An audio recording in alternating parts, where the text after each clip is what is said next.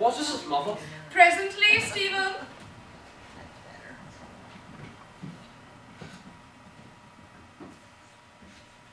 Don't begin to read, Stephen. I shall require all your attention. It was only while I was waiting. Don't make excuses, Stephen.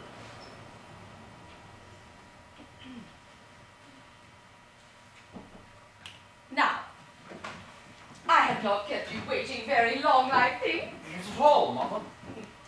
Bring me my cochon.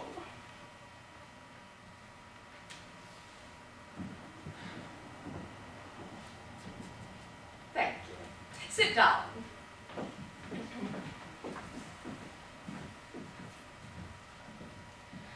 Don't fiddle with your tie, Stephen. There is nothing the matter with it. I beg your pardon. Now, are you attending to me, Stephen? Of course, Mother. No, it is not of course. I want something much more than your everyday matter-of-course attention. I am going to speak to you very seriously, Stephen. I wish you would let that chain alone. Have I done anything to annoy you, Mother? If so, it was quite unintentional. Nonsense. Oh, my poor boy, did you think I was angry with you? Then what is it, Mother? You are making me very uneasy. Stephen, may I ask how soon you intend to realize that you are a grown-up man and that I am only a woman? Only a woman? Don't repeat my words, please. It is a most aggravating habit. You must learn to face life seriously, Stephen. I really cannot bear the whole burden of our family affairs any longer. You must advise me. You must assume the responsibility. I? Yes, you, of course. You were 24 last June. You've been at Harrow and Cambridge. You've been to India and Japan. You must know a lot of things now, unless you have wasted your time most scandalously. Well, advise me. You know I have never interfered in the household. No, I should think not. I don't want you to order the dinner. I mean, in our family affairs. Well, you must interfere now, for they are getting quite beyond me. I have thought sometimes that perhaps I ought, but really, Mother, I know so little about them, and what I do know is so painful. It is impossible to mention some things to you. I suppose you mean your father. Yes. Well, my dear, we can't go on all our lives not mentioning him. Of course, you were quite right not to open the subject until I'd asked you to. But you are old enough now to be taken into my confidence and to help me to deal with him about the girls. But the girls are all right. They are engaged. Yes, I have made a very good match for Sarah. Charles Lomax will be a millionaire at 35. But that is 10 years ahead, and in the meantime, his trustees cannot, according to the terms of his father's will, allow him more than £800 a year. But the will says also that if he increases his income by his own exertions, they may double the increase. Charles Lomax's exertions are much more likely to decrease his income than to increase it. Sarah will have to find at least another £800 a year for the next 10 years. And even then, they will be as poor as church mice. And what about Barbara? I thought Barbara was going to make the most brilliant career of all of you. And what does she do? Joins the Salvation Army, discharges her maid, lives on £1 a week, and walks in one evening with a professor of Greek, whom she has picked up in the street, and who pretends to be a Salvationist, and actually plays the big drum for her in public, because he has fallen head over ears in love with her. I was certainly rather taken aback when I heard they were engaged. Your Cousins is a very nice fellow, certainly. No one would ever guess he was born in Australia. Oh, Adolphus Cousins will make a very good husband. After all, nobody can say a word against Greek. It stamps a man at once as an educated gentleman. Let snobbish people say what they please. Barbara shall marry not the man they like, but the man I like. Of course, I was only thinking of his income. However, he is not likely to be extravagant. Oh, don't be too sure of that, Stephen. I know you're quiet, simple, refined, poetic people like Adolphus. quite content with the best of everything. They cost more than your extravagant people, who are always as mean as they are second-rate. No, Barbara will need at least £2,000 a year. So you see, it means 2 additional households. Besides, my dear, you must marry soon. I don't approve of the present fashion of philandering bachelors and late marriages, and I'm trying to arrange something for you. This is very good of you, Mother. But perhaps I'd better arrange that for myself. Nonsense! You are much too young to begin matchmaking. You would be taken in by some pretty little nobody. Of course, I don't mean you're not to be consulted. You know that as well as I do. Now, don't sulk, Stephen. I'm not sulking, Mother. What has all this got to do with my father? My dear Stephen, where is the money to come from? It's easy enough for you and the other children to live on my income as long as we're in the same house. But I can't keep 4 families in 4 separate houses. You know how poor my father is. He has barely £7,000 a year now. And really, if he were not the Earl of Stevenage, he would have to give up society. He can do nothing for us. He says, naturally enough, that it is absurd that he should be asked to provide for the children of a man who is rolling in money. You see, Stephen, your father must be fabulously wealthy, because there is always a war going on somewhere. You need not remind me of that, Mother. I have hardly ever opened a newspaper in my life without reading our name in it. The Undershaft torpedo, the Undershaft quick-firers, the Undershaft 10-inch, the Undershaft disappearing rampart gun, the Undershaft submarine, and now, the Undershaft aerial battleship. At Cambridge, little Brute spoiled my Bible, your first birthday present to me, by writing under the name, Son and heir to Undershaft and Lazarus, death and destruction dealers, address, Christendom and Judea. But that was not so bad as the way I was kowtowed to everywhere because my father was making millions by selling cannons. Oh, it is not only the cannons, but the war loans that Lazarus arranges under cover of getting credit for the cannons. You know, Stephen, it's perfectly scandalous. Those 2 men, Andrew Undershaft and Lazarus, positively have all of Europe under their thumbs. That is why your father is able to behave as he does. He is above the law. Do you think Bismarck or Gladstone or Disraeli could have openly defied every social and moral obligation all their lives as he has? They simply wouldn't have dared. I asked Gladstone to take it up.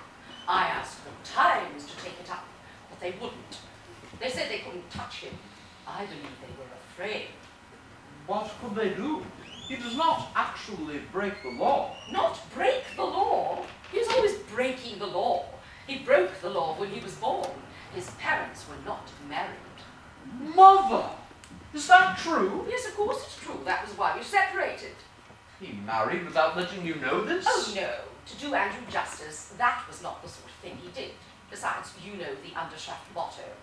Unashamed, everybody knew. But you said that was why you separated. Yes, because he was not content with being a foundling himself.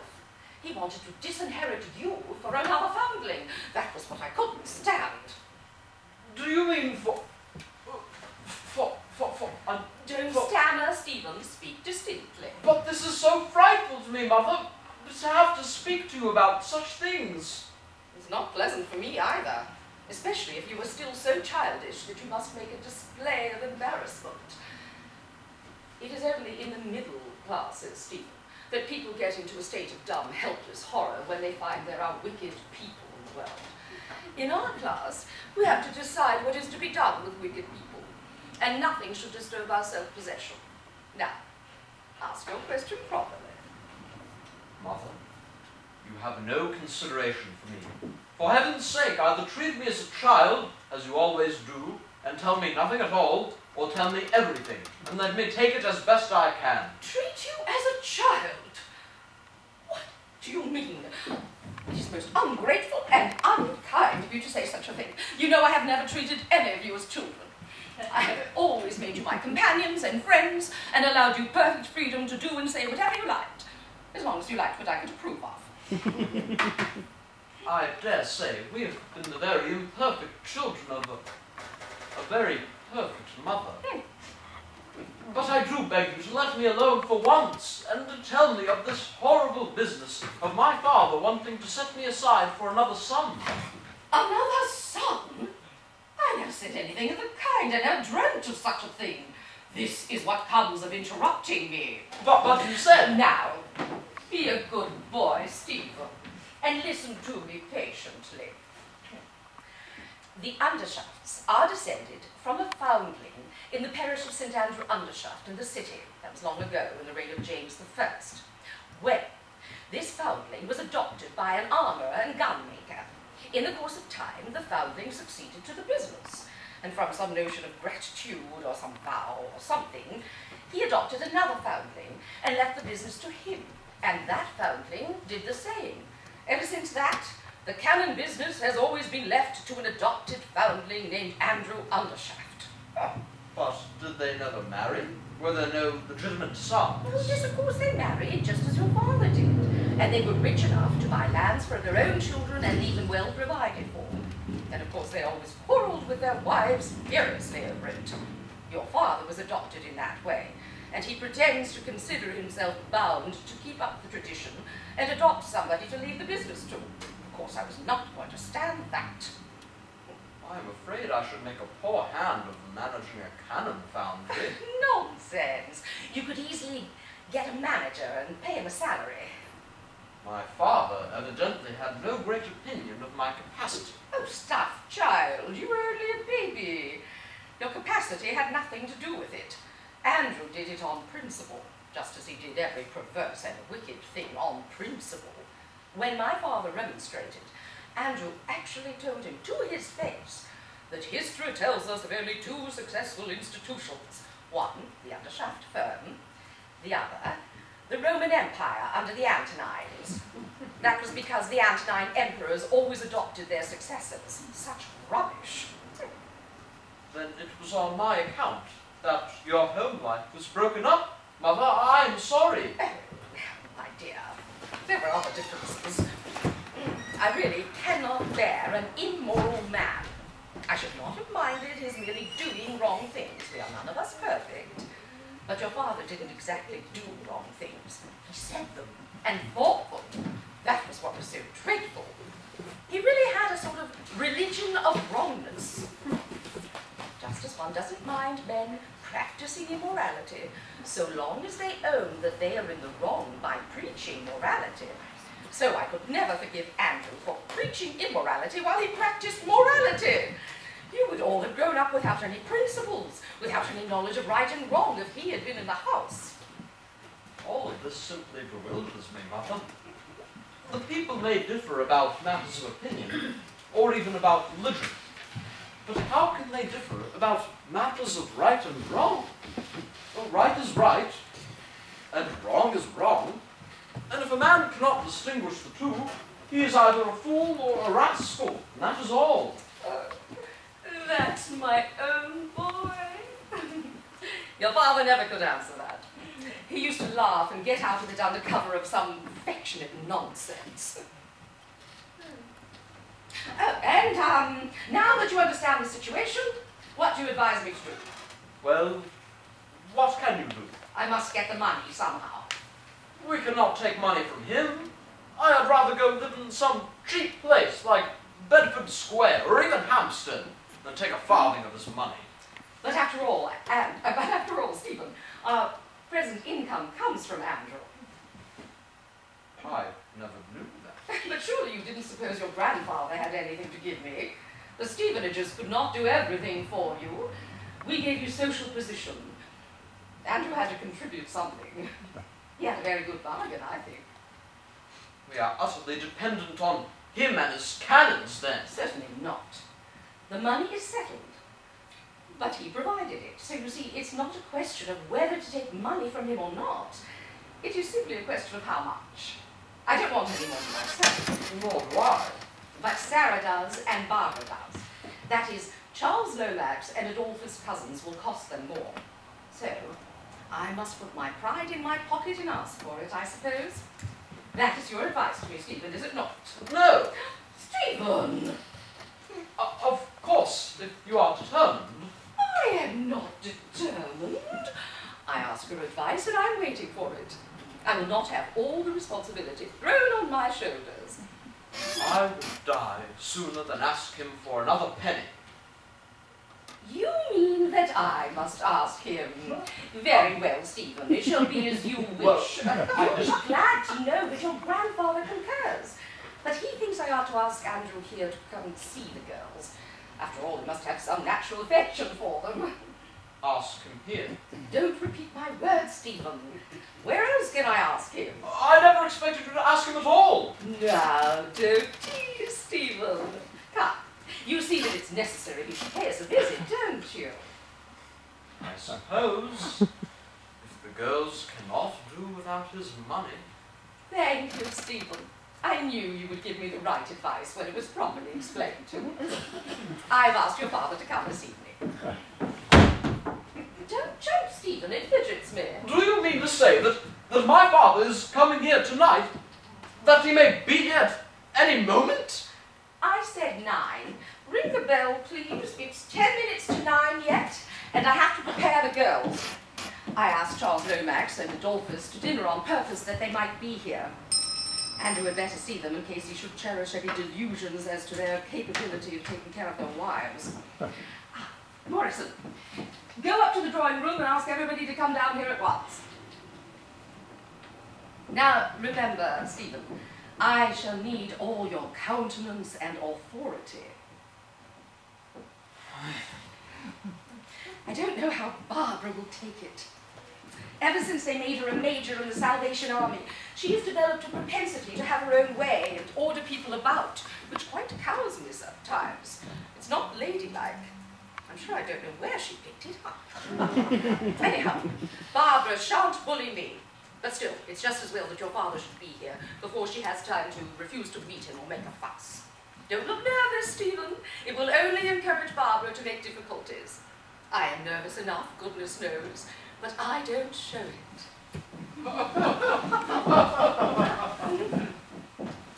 Are Charlie and Dolly to come in? Barbara, I will not have Charles called Cholly. The vulgarity of it positively makes me ill. It's all right, Mother. Charlie is quite correct nowadays. Are they to come in? Yes, if they will behave themselves. Come in, Dolly, and behave yourself. Come in, Cholly. Sit down, all of you. I don't in the least know that you were laughing at Adolphus. I am surprised at you, though I expected nothing better from Charles Lomax. Barbara has been trying to teach me the West Ham Salvation March. I see nothing to laugh at in that, nor should you if you are really converted. You were not present. It was quite funny, I believe. Ripping. Be quiet, Charles. Now, listen to me, children. Your father is coming here this evening. Oh, I say. You are not called on to say anything, Charles. Are you serious, Mother? Yes, of course I'm serious. It is on your account, Sarah, and also on Charles's. I hope you are not going to object, Barbara. I? Why should I? My father has a soul to be saved just like anyone else. He's quite welcome as far as I'm concerned. But really, don't you know? Oh, I say! What do you wish to convey, Charles? Well, you must admit that this is a bit thick. Adolphus, you are a professor of Greek. Can you translate Charles Lomax's remarks into reputable English for us? If I may say so, Lady Brit, I think Charles has happily expressed what we all feel. Homer, speaking of Autolycus, uses the same phrase.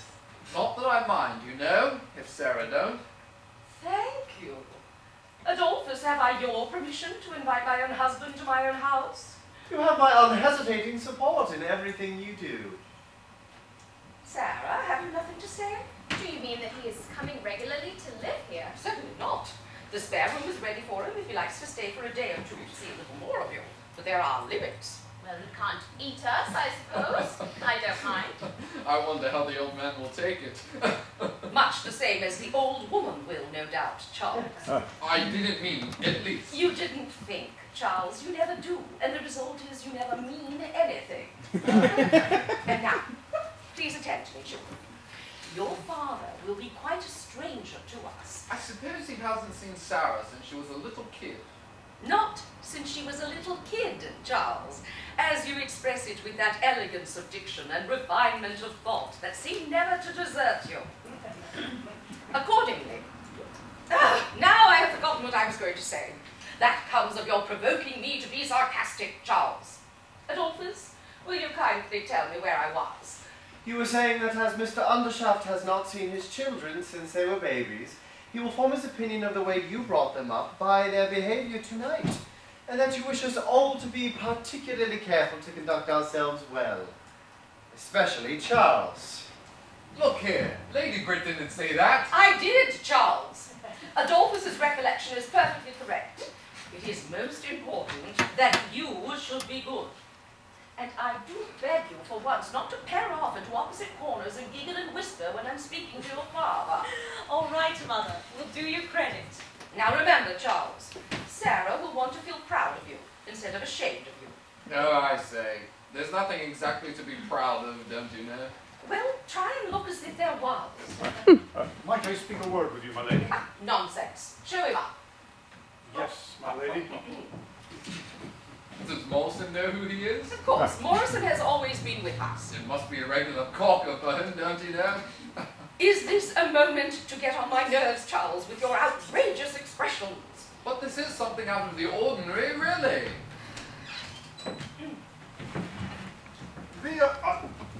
Mr. Undershaft. Good evening, Andrew. How do you do, my dear? You look a good deal older. I am somewhat older. Time has stood still with you. Rubbish. This is your family. Is it so large? I'm sorry to say my memory is failing me very badly in some things. Now, How do you do? I can see you are my son. I am very glad to meet you again, my dear boy. No, but look here, don't you know? Oh, I say! Andrew, do you mean to say that you don't remember how many children you have? Well, I'm afraid that they have all grown. So, am I making some ridiculous mistake? I may as well confess I recollect only one son, but so many things have happened since then, of course. Andrew, you are speaking nonsense. Of course you have only one son. Well, perhaps you will be good enough to introduce me, my dear. That is Charles Lomax, who is engaged to Sarah. My dear sir, I beg your pardon. Not at all. Delighted, I assure you. This is Stephen. Happy to make your acquaintance, Mr. Stephen. Then you must be my son. Oh, I know my young friend. He is very much like you, my love. You flatter me, Mr. Undershaft. My name is Cousins, engaged to Barbara. That is Major Barbara Undershaft of the Salvation Army. That is Sarah, your second daughter, and this is Stephen Undershaft, your son. My dear Stephen, I do beg your pardon. Not at all. Mr. Cousins, I am much indebted to you for having explained so precisely. Barbara, my dear. Sarah. Sarah, of course. Barbara? Oh, I am right this time, I hope. Quite right. Sit down, all of you. Sit down, Andrew. Thank you, my love. Takes you some time to find out exactly where you are, don't it? That is not what embarrasses me, Mr. Lomax. You see, my difficulty is that if I play the part of a father, I shall produce the effect of an intrusive stranger. And if I play the part of a discreet stranger, I may appear a callous father. There is no need for you to play any part at all, Andrew. You had much better be sincere and natural. Yes, my dear, I dare say that will be best. Well, here I am. Now, what can I do for you all? You need do nothing at all, Andrew. You are one of the family. You can sit with us and enjoy yourself.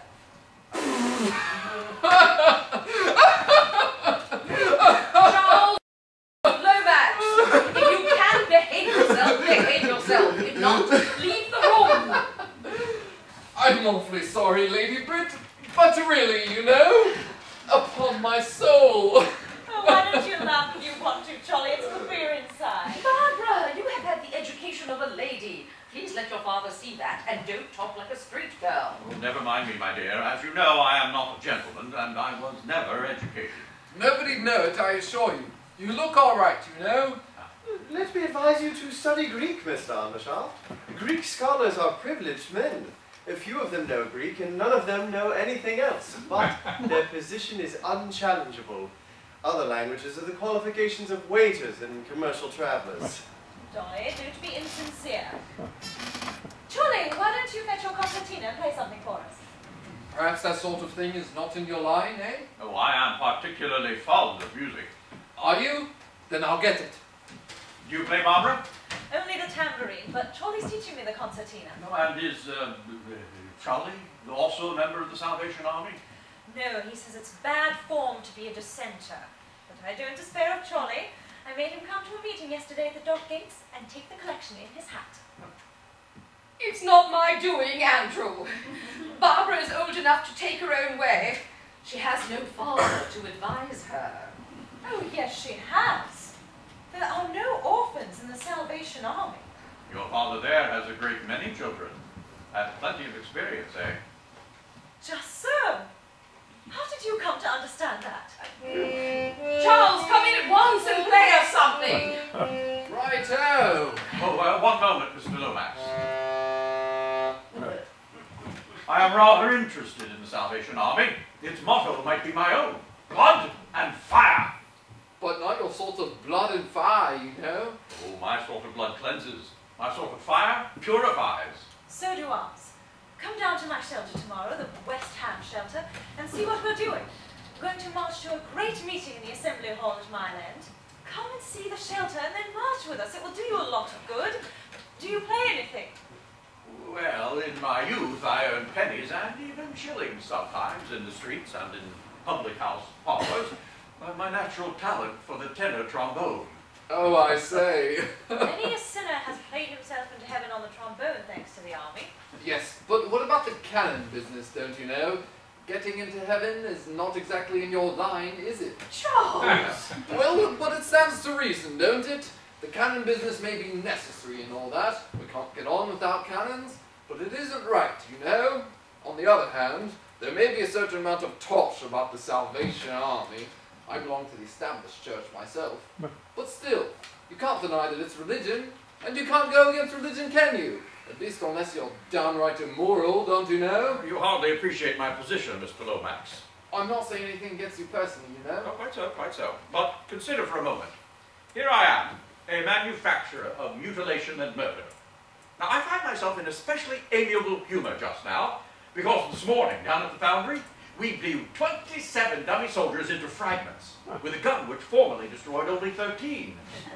Well, the more destructive war becomes, the sooner it will be abolished, eh? Oh, not at all. The more destructive war becomes, the more fascinating we find it. No, Mr. Lomax, I am obliged to you for making the usual excuses for my trade, but I am not ashamed of it. I'm not one of those men who keep their morals and their business in watertight compartments. All the spare money that my trade rivals spend on hospitals and cathedrals and other such receptacles for conscience money, I devote to experiments and researches into improved methods of destroying life and property. I always have done so, and I always shall. Therefore, your Christmas card moralities of peace on earth and goodwill among men are of no use to me. Your Christianity, which enjoins you to resist not evil and turn the other cheek, would make me a bankrupt. My morality, my religion, must have a place for cannons and torpedoes in it. You speak as though there were half a dozen moralities and religions to choose from, instead of one true morality and one true religion. For me, there is only one true morality, but it might not fit you, as you do not manufacture aerial battleships. There is only one true morality for every man, but every man has not the same true morality. Would you mind saying that again? I didn't quite follow it. Oh, it's really quite simple. As Euripides says, one man's meat is another man's poison, morally as well as physically. Precisely. Oh, that. Yes, yes, yes. True. True. In other words, some men are honest and some are scoundrels. Bosh. There are no scoundrels. Indeed. And are there any good men? No, not one. There are neither good men nor scoundrels, just children of one father. And the sooner they stop calling one another names, the better. You needn't talk to me. I know them. I've had scores of them through my hands. Scoundrels, criminals, infidels, philanthropists, missionaries, county councillors, all sorts. They're all just the same sort of sinner, and there's the same salvation ready for them all. May I ask, have you ever saved a maker of cannons? No. Will you let me try? Well, I will make a bargain with you. If I go to see you tomorrow in your salvation shelter, will you come the day after to see me in my cannon works? Take care. It may end in your giving up the cannons for the sake of the Salvation Army. Are you sure it will not end with you giving up the Salvation Army for the sake of the cannons? I will take my chance of that. And I will take my chance of the other. Where is your shelter? In West Ham, at the sign of the cross. Ask anybody in Canning Town. Where are your works? In Perivale St. Andrews, at the sign of the sword. Ask anyone in Europe. Hadn't I better play something? Yes, give us Onward Christian Soldiers. Well, that's rather strong order to begin with. Suppose I sing Thou Passing Hence My Brother. It's much the same tune. It's too melancholy. You get converted, Cholly, and you'll pass hence my brother without making such a fuss about it. Really, Barbara, you go on as if religion were a pleasant subject. Do have some sense of propriety. I do not find it an unpleasant subject, my dear. It is the only one that capable people really care for. Well, if you are determined to have it, I insist on having it in a proper and respectable way. Charles, ring for prayers. Oh, I say. Oh, I'm afraid I must be going.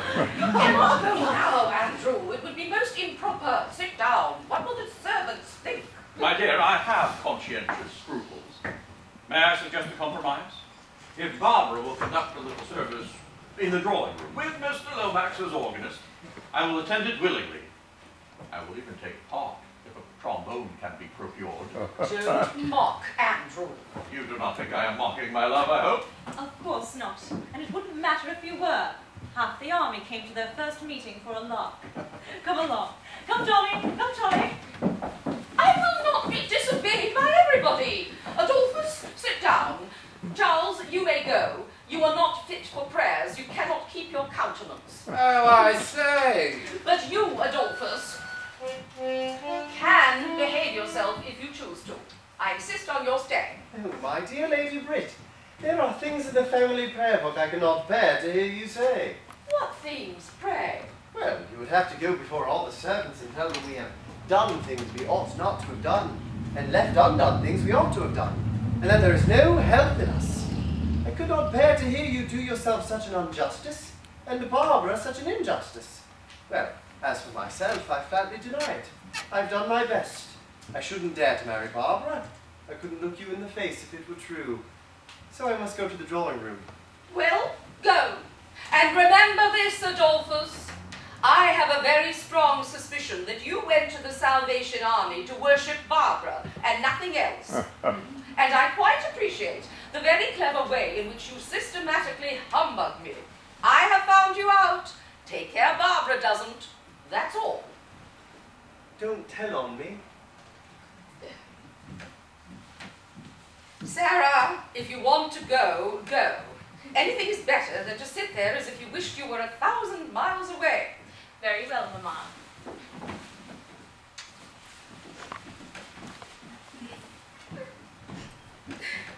Mother! What's the matter? Nothing. Foolishness. You can go with him too, if you like, and leave me with the servants. Oh, you mustn't think that, Mother. I don't like him. The others do. That is the injustice of a woman's lot. A woman must bring up her children. That means to restrain them, to deny them things they want, to set them tasks, to punish them when they do wrong, to do all the unpleasant things. And then the father, who has nothing to do but pet them and spoil them, comes in when all her work is done and steals their affection from her. But he has not stolen our affection from you. It is merely curiosity. I will not be consoled, Stephen. There is nothing the matter with me. Where are you going? To the drawing room, of course. Are you coming, Mr. Eagle? No, certainly not.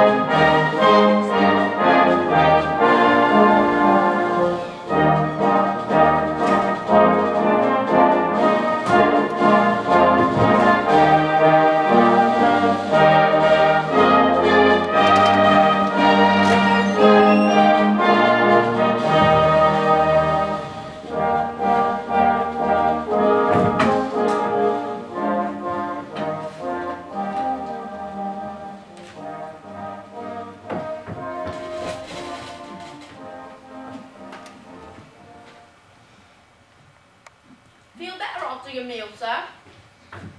No! You call that a meal? Well, good enough for you, props, but what's it to me, an intelligent working man? Working man? What are you? Painter. Yes, I dare say. Yes, you dare say, I know. Every loafer that can't do nothing calls himself a painter. Well, I'm a real painter. Grainer. A finisher. 38 bob a week when I can get it. Then why don't you go and get it? I'll tell you why.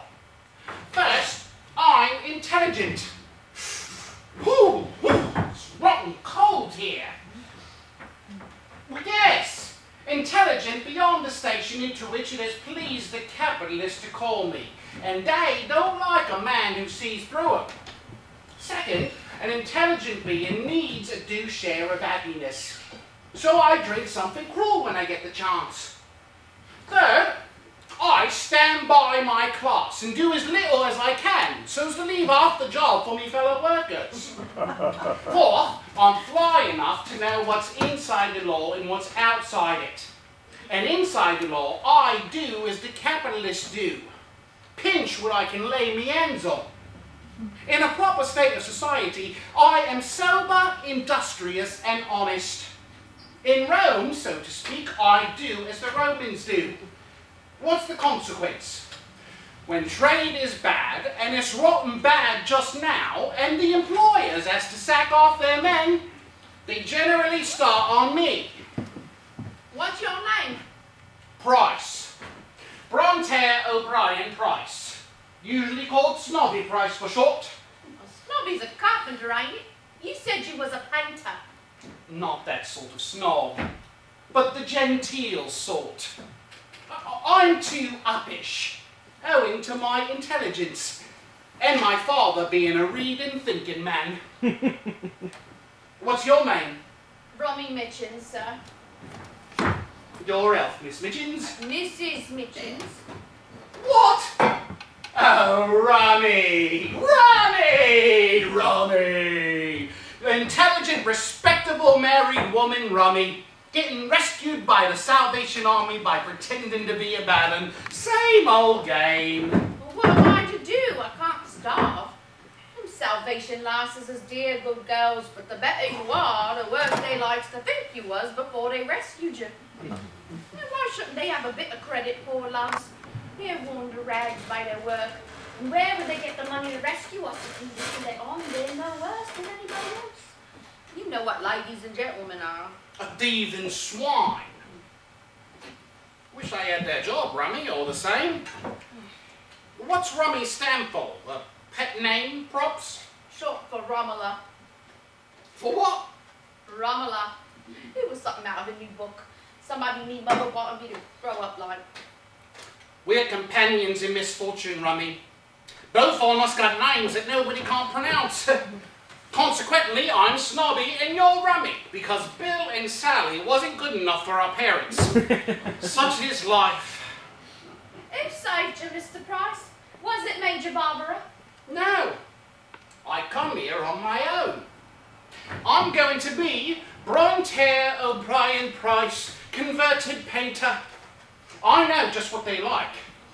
I'll tell them how I gambled and blasphemed and whopped my poor old mother. You stood to beat your mother. Not likely. She used to beat me. No matter.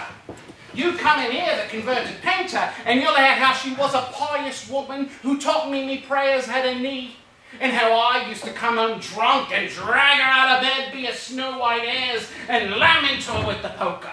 That's what's so unfair to us women. Your confessions is just as big lies as ours. You don't tell what you really don't know more than we do. But you men can tell your lies right out at the meetings and be made much of for it. While we women has to whisper our confessions to one lady at a time. It ain't right, spite all their piety. Right. Do you suppose the army be allowed if it went and did right? Not much. It combs our hairs and makes us good little blokes to be robbed and put upon. But I'll play the game as good as any of them. I'll see a man struck by lightning, or hear a voice saying, "Snobby Bryce, where will you spend eternity?" I'll have a time of it, I tell you. You won't be let drink, though. No. I'll take it out in gospel in then. I don't want to drink if I can get fun enough any other way.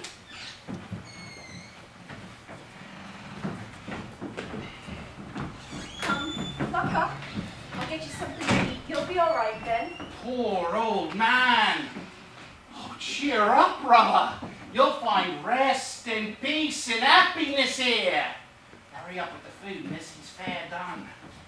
Here, buck up, Daddy. She's fetching you a thick slice of bread and treacle and a mug of sky blue. Keep up your old eye. Never say die. I'm not an old man. I'm only 56. I'm as good as ever I was. My hair turned white. Yes, before I was 30. All it wants is 3 penny worth of hair dye. Not to be turned on the streets to starve for it. Holy God. I've worked 10 to 12 hours a day since I was 13 and paid my way all through. And now, not be thrown into the gutter and be job given to a young man who can do it no better than me because I've black hair that goes white at the first change. No use strawing about it. You're only a jumped up, jerked off, hospital turned out incurable of an old working man. Who cares about you, eh? Make the thieving swine give you a meal. They've stolen many a one from you. Get a bit of your own back. Ah, there you are, brother. Ask a blessing and tuck that into you. I never took anything before. Come, come. The Lord sends it to you. He wasn't above taking bread from his friends, and why should you be? Besides, when you find your job, you could pay us back for it if you like. Yes, yes, that's true. I can pay you back. It's only a loan. Lord. Well, Rummy, are you more comfortable now? God bless you, lovey. You fed me body and saved me soul. Why don't you sit down and rest a bit? You must be ready to drop. I've been going hard since this morning, but there's more work than we can do. I mustn't stop. Try a prayer for just 2 minutes. You'll feel all the better after. Oh, isn't it wonderful how a few minutes prayer revives you? I was quite lightheaded at 12 o'clock. I was so tired. But Major Barbara sent me to prayer for 5 minutes, and I was able to go on as if I'd only just begun. Did you get a piece of bread? Oh, yes, miss. But I've got the peace that I value more. And that's the peace that passeth all understanding. Glory, hallelujah. That makes me so happy. When you say that, I feel wicked for loitering here. I must get back to work again. I know you. You're the one that took away me girl. You're the one that set her again with. Well, I'm going to have her out. Not that I care a curse for her or you, see, but I'll let her know. And I'll let you know. I'm going to give her a doing that'll teach her to cut away from me. Now in with you, and tell her to come out before I come in and kick her out. Tell her Bill Walker wants her. She'll know what that means. She keeps me waiting. It'll be worse. You stop the jaw back at me and I'll start on you, do you hear? There's a way, in you go. Easy, mate. She ain't doing you no harm. Who are you calling mate? You're going to stand up, are you? Put up your hands. You great brute! Oh, God forgive you! How can you strike an old woman like that? You God forgive me again, and I'll God forgive you one on the jaw that'll stop you praying for a week. Have you anything to say again, eh? No, mate. She ain't anything to do with me. Good job for you. I'll put 2 meals into you and fight you with 1 finger after you, cur. Now you're going to fetch out Mog Haberjan, or I might have knocked your face off you and fetch Someone myself. please go tell Major Barbara. You want to go in and tell your major of me, do you? Please don't drag my hand. Let me go! Do you? Or don't? Yes or no? God give me strength. Oh. Go and show her that. And tell her if she wants one like it to come and interfere with me. There, finish your mess and get out of my way. You take a liberty with me, and I'll smash you all the face with a cup and cut your eye out. Are you satisfied, young whelps like you, who are taking the bread out of the mouths of your elders? They brought you up and slaved for you, but you must come shoving and cheeking and bullying in here, where the bread of charity is sickening in our stomachs. What good are you, you old palsy mug? As good as you, as anybody. Well, I'll do a day's. Is there any fat young soaker of your age? I'll do a day's work again you or anybody. Let them take my job, where I worked for 10 years. They want young men there. They can't afford old men my age. Oh, they're very sorry. Give you a character. Happy to help you find anything suited to your years. Sure, a steady man won't be long out of a job. Well, let them try you. They'll find the differ. What do you know? Not as much as how to behave yourself. Lying your dirty fist across the mouth of a respectable woman. Don't provoke me to lay it across yours, do you hear? Oh, you like an old man to hit, don't you? When you're finished with the women. I ain't seen you hit a young one yet. You lie, you old soup kitchen of you. There was a young man here. Did I offer to hit him or did I not? Was he starving or was he not? Was he a man or only a cross-eyed thief in a loafer? Would you hit my son-in-law's brother? Who's he? Roger Fairmile of Ball's Pond. Him won 20 pounds off the Japanese wrestler at the music hall by standing out 20 minutes, 17 minutes and 4 seconds again. I'm the music hall wrestler. Can he box? Yes, and you can't. What? I can't I? What's that you say? Will you box with Roger Fairmile if I put him on to you? Say the word. I'll stand up to any man alive. If he was 10 times a fair miles. But I don't set up to be a professional. You box. Slap an old woman with the back of your hand. You hadn't even the sense to hit her where a magistrate couldn't see the mark of it, you silly young love of conceit and ignorance. Hit a girl in the jaw and only make her cry. If Todger Fairmile had done it, she wouldn't have got up inside of 10 minutes. No more than you would if he got on to you. I'd sit about you myself if I had a week's feeding in me. Instead of 2 months starvation. You lie. You have the bread and treacle in you that you come here to beg. It's true. I'm only an old pauper on the scrappy. But you'll come to it yourself, and then you'll know.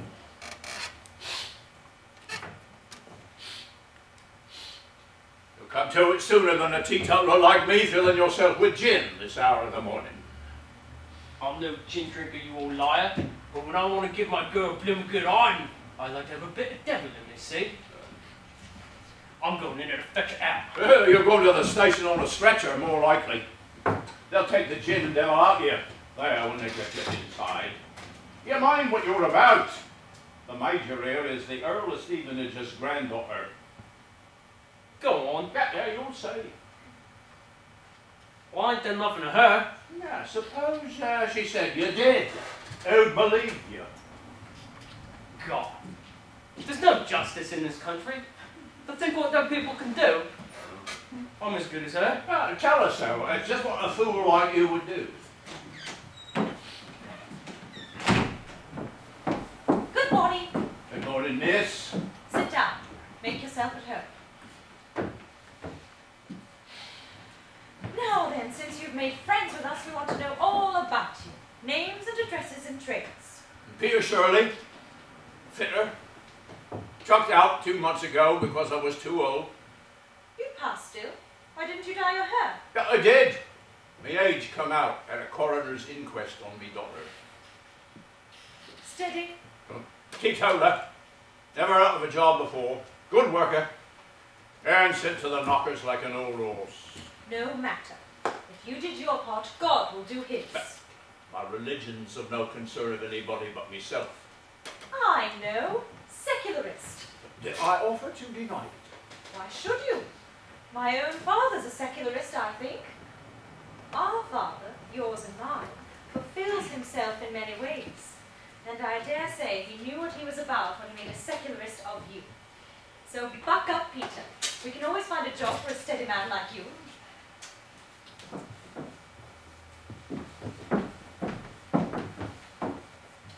What's your name?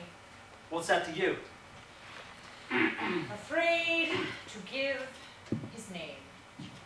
Any trade? Who's afraid to give his name? If you want to bring a charge against me, bring it. My name's Bill Walker. Bill Walker. Oh, you must be the man Jenny Hill was praying for inside just now. Who's Jenny Hill? And what call has she to pray for me? I don't know. Perhaps it was you that cut her lip. Yeah, it was me that cut her lip. I ain't afraid of you. How could you be, since you're not afraid of God? You're a brave man, Mr. Walker. It takes some pluck to do our work here, but none of us dare lift a hand against a girl like that for fear of her father in heaven. I want none of your cake and jaw. I suppose you think I come here to beg from you, like this damaged lot here. Not me. I don't want your bread and scrape and catnap. I don't believe in God, no more than you do yourself. Oh, I beg your pardon for putting your name down, Mr. Walker. I didn't understand. I'll strike it out. Yeah? You let my name alone. Ain't it good enough to be in your book? Well, you see, there's very little use in my putting down your name unless I can do something for you, is there? What's your trade? It's no concern of yours. Just so. I'll put you down as the man who struck Jenny Hill in the mouth. See here, I've had enough of this. What did you come to us for? I come for my girl, see? I come to break your jaws and take her out of this. You see, I was right about your trade. What's her name? Her name's Maud Haberjan. That's what her name is. Oh, she's gone to Canning Town. How about it there? Is she? Then I'm going with Canning Town after. you lying to me to get shut of me? I don't want to get shut of you. I want to keep you here and save your soul. You better stay. You're going to have a bad time today, Bill. Who's going to give it to me? You, perhaps? Someone you don't believe in. But you'll be glad afterwards. I'll go to Kenneton and be able to Richie your tongue. And if I don't find Mark there, I'll come back and do 2 years for you, so help me God if I don't. It's no use, Bill. She's got another bloke. What? One of her own converts. He fell in love with her when he saw her with her soul saved and her face clean and her hair washed. What did she wash it for? Carry slut. It's red. It's quite lovely now, because she wears a new look in her eyes with it. It's a pity you're too late. The new bloke has put your nose out of joint, Bill.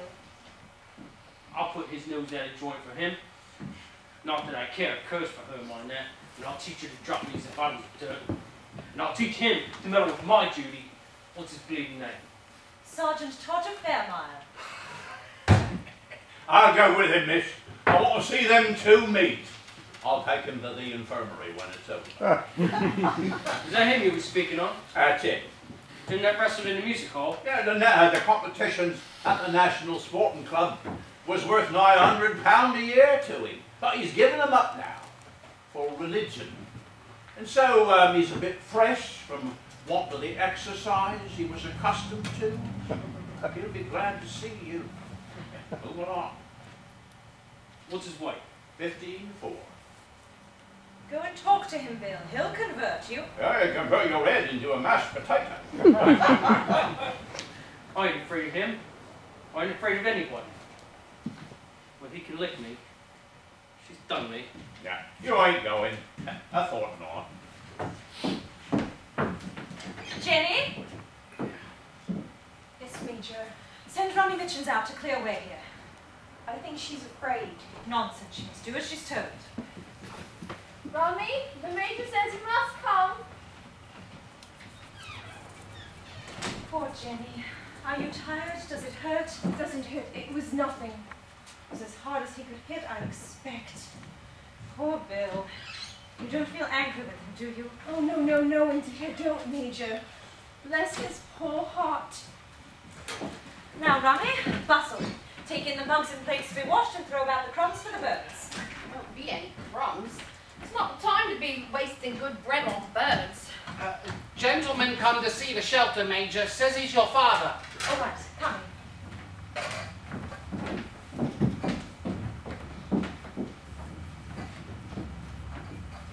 I'd have the lot of you if she'd let me. Flat-eared, pig-nosed pot-walloper. No gentleman to hit a lady in the face. Yeah, in with you. And go. Don't get yourself into more trouble by talking. I ain't had the pleasure of being introduced to you, so as I can remember.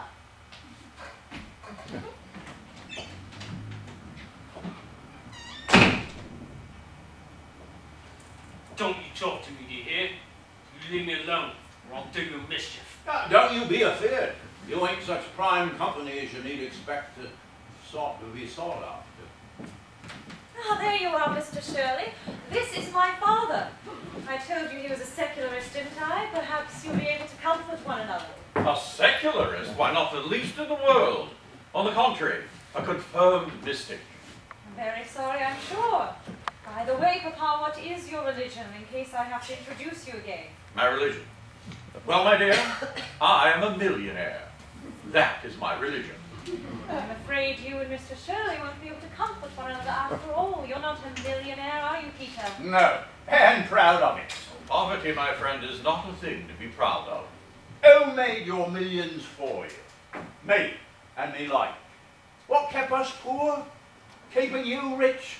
I wouldn't have your conscience, not for all your income. And I wouldn't have your income, not for all of your conscience, Mrs. Shirley.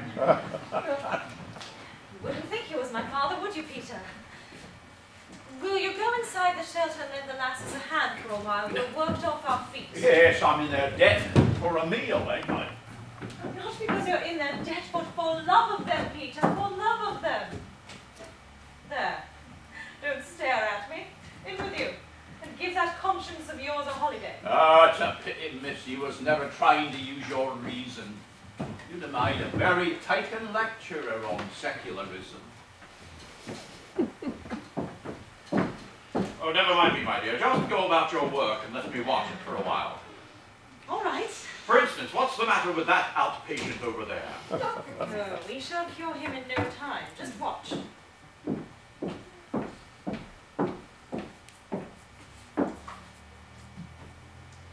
It'd be nice to just stomp on Mog Habjam's face, wouldn't it, Bill? It's a lie. I never said so. Who told you what was in my mind? Only your new friend. What new friend? The devil, Bill. He gets round people, they get miserable just like you. I ain't miserable. Well, if you're happy, why don't you look happy as we do? I'm happy enough, I'll tell you. Why don't you leave me alone? What have I done to you? I ain't smashed your face, have I? It's not me that's getting at you, Bill. Who else is it? Somebody that doesn't intend you to smash women's faces, I suppose. Somebody or something that wants to make a man of you. Make a man of me? Ain't I a man, eh? Ain't I a man? Who says I'm not a man? Oh, there's a man in you somewhere, I suppose. But why did he let you hit poor Jenny Hill? That wasn't very manly of him, was it? Done with it, I tell you, tuck it! I'm sick of your Jenny Hill and her silly little face. Then why do you keep thinking about it? Why does it keep coming up against you in your mind? You're not getting converted, are you? Not me. Not likely. Not half. That's right, Bill. Hold out against it. Pull out your strength. Don't let's get you cheap. Todger Fairmile said he wrestled for 3 nights against his salvation, harder than he ever wrestled with the Jap at the music hall. He gave in to the Jap when his arm was going to break, but he didn't give in to his salvation until his heart was going to break. Perhaps you'll escape that. You haven't any heart, have you? What do you mean? Why ain't I got a heart the same as anybody else? A man with a heart wouldn't have bashed poor Jenny's face in, would he? Oh, will you leave me alone? Have I ever offered to meddle with you to come knocking and provoking me like this? It's your soul that's getting at you, Bill, and not me. We've been through it all ourselves. Come with us, Bill, to brave manhood on earth and eternal glory in heaven. Come.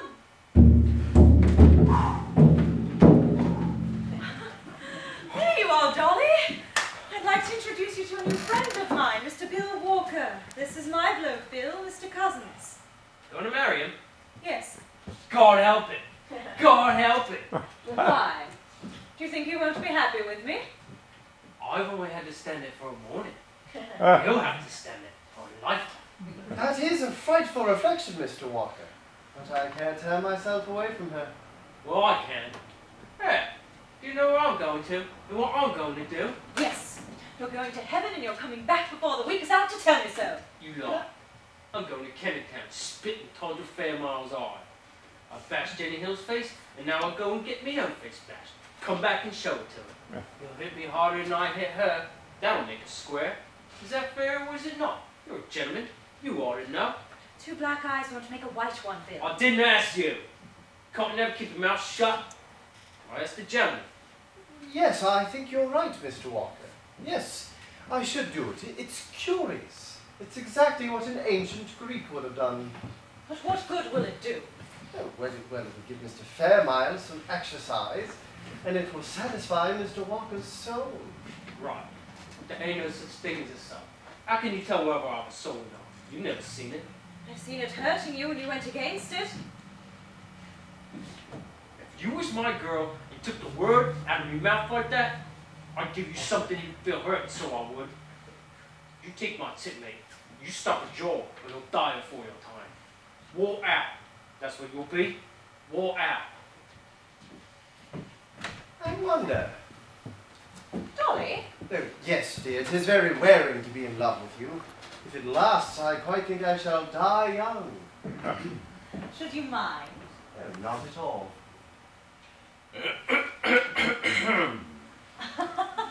It's all right, Papa. We haven't forgotten you. Dolly, explain the place to Papa. I haven't the time. I fancy you gather something of what's in my mind, Mr. Cousins. Exactly so. But suppose Barbara finds you out. You know, I do not admit that I'm imposing on Barbara. I'm quite genuinely interested in the views of the Salvation Army. Oh, the fact is, I'm sort of a collector of religions. The curious thing is I find that I can believe them all. By the way, have you any religion? Yes. Anything out of the common? It's only that there are two things necessary to salvation. Ah, the Church Catechism. Charles Lomax also belongs to the established church. Now, those two things are... Baptism. No. Money and gunpowder. That is the general opinion of our governing classes. The novelty is in hearing any man confess it. Just so. Excuse me, is there any room in your religion for honor, justice, truth, love, mercy, and so forth? Oh, yes, they are the graces and luxuries of a rich, strong, and safe life. Suppose one is forced to choose between them or money and gunpowder. Choose money and gunpowder, for without enough of both, you can't afford the others. That is your religion. Yes.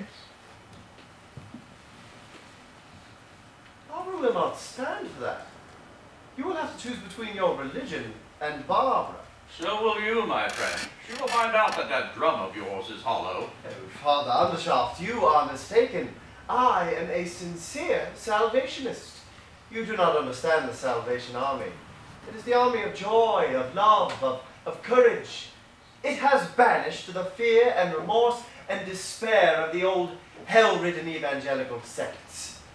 It marches to fight the devil with trumpet and drum, with music and dancing, with banner and palm.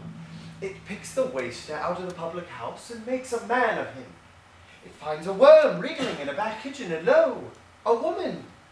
Men and women of rank too, sons and daughters of the highest. It takes the poor professor of Greek, the most artificial and self-suppressed of human creatures, from his meal of roots, and lets loose the rhapsodist in him, reveals the true worship of Dionysus to him, sends him down the public street, drumming dithyrambics. You will belong to shelter. Oh, they are quite accustomed to the sudden ecstasies of piety. However, if the drum worries you... Thank you. You remember what Euripides says about your money and gunpowder? No. One and another. In money and guns may outpass his brother, and they win their will or they miss their will, and their hopes are dead or pined for still. But whoe'er can know as the long days go, that to live is happy, has found his heaven. My translation. What do you think of it?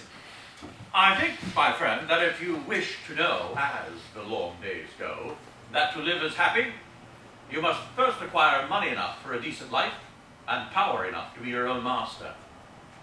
You are damnably discouraging. Is it so hard a thing to see that the Spirit of God, where'er it be, the law that abides and changes not ages long, the eternal and nature born, these things be strong? Well, what else is wisdom? What of man's endeavour? And shall not Barbara be loved forever? Euripides mentions Barbara, does he? It is a fair translation. The word means loveliness. Well, may I ask, as Barbara's father, how much a year is she to be loved forever or? As Barbara's father, that is more your affair than mine. I can feed her by teaching Greek. That is about all. Do you think it a good match for her? Mr. Undershaft, I am in many ways a weak, timid, ineffectual person, and my health is far from satisfactory.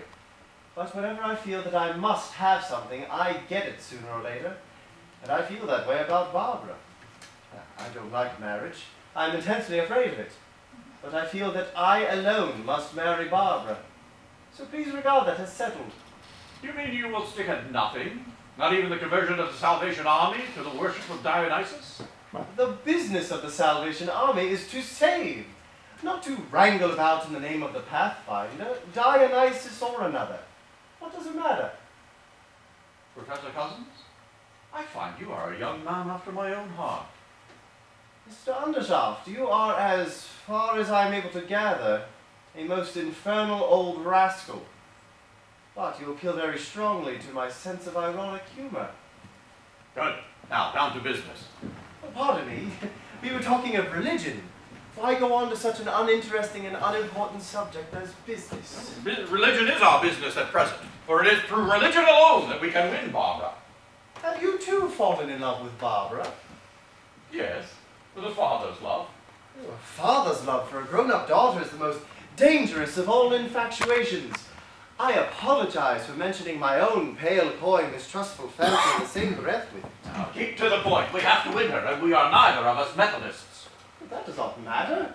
The power that Barbara wields here, the power that wields Barbara herself, is not Calvinism, not Presbyterianism, not Methodism. Not Greek paganism either, eh? I admit that. Barbara is quite original in her religion. Ha! Barbara Undershaft would be. Her inspiration comes from within herself. And how do you suppose it got there? It is the Undershaft inheritance. I will pass on my torch to my daughter. She will make my converts and preach my gospel. What? Money and gunpowder? Yes, money and gunpowder, freedom and power, command of life and command of death. This is extremely interesting, Mr. Undershaft. Of course you do know you are mad. And you? Mad as a hatter. You are welcome to my secret since I have discovered yours. But I am astonished. Can a madman make cannons? Would anyone else but a madman make them? Now, question for question. Can a sane man translate Euripides?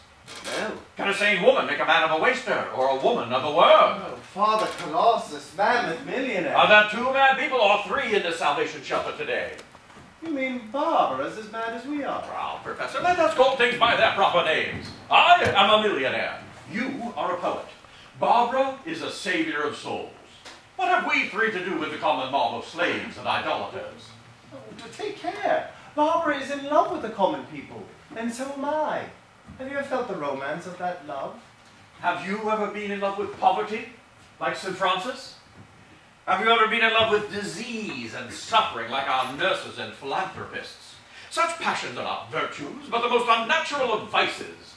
This love of the common people may appeal to a earl's granddaughter or a university professor, but I have been a common man, and a poor one, and it has no romance for me. Leave it to the poor to pretend that poverty is a virtue. Leave it to the coward to make a religion of his cowardice by preaching humility. We know better than that. We 3 must stand together above the common people. How else are we to help their children to climb up beside us? Barbara must belong to us and not to the Salvation Army. Well, all I know is that if you think that you could pull Barbara away from the Salvation Army by talking to her like you've been talking to me, you don't know Barbara. My friend, I never ask for what I can buy. Do I understand you to imply that you can buy Barbara? No, but I can buy the Salvation Army. Quite impossible. Oh, you shall see. All religious organizations exist by selling themselves to the rich. Not the army, that is the church of the poor. All the more reason for buying it. I don't think you understand what the army does for the poor. Yeah, yes, I do. It draws their teeth. That is enough for me as a man of business. Oh, nonsense, it makes them sober. I prefer sober workmen. The profits are larger. Honest. Honest workmen are the most economical. Attached to their homes. So much the better. They will put up with anything rather than change their shop. Happy. An invaluable safeguard against revolution. Unselfish. Indifferent to their own interest, which suits me exactly. With their thoughts on heavenly things. And not on trade unionism and socialism. Excellent. You really are an infernal old rascal. Oh, and that is an honest man. And what have I got by it? Oh, your employers must have got a great deal by it, from first to last. We just had a splendid experience meeting at the other gate in Cripps's Lane. I've hardly ever seen them so much moved as they were by your confession, Mr. Price. I could almost be glad of my past wickedness, if I could believe that it would help to keep others straight. So it will, Snobby. How much, Jenny? 4 and 10 pence, Major. Oh, Snobby, if you'd just given your poor mother one more kick, we should have got the whole 5 shillings. If she had heard you say that, miss, she'd be sorry I didn't. But I'm glad. Oh, what a joy it will be to her when she hears that I'm saved. Shall I contribute the odd tuppence, Barbara? The millionaire's mite, eh? How did you make that tuppence? Well, as usual, by selling cannons, torpedoes, submarines, oh, and my new patent, Grand Duke. hand grenade. Put it back in your pocket. You can't buy your salvation here for tuppence. You must work it out. Is tuppence not enough?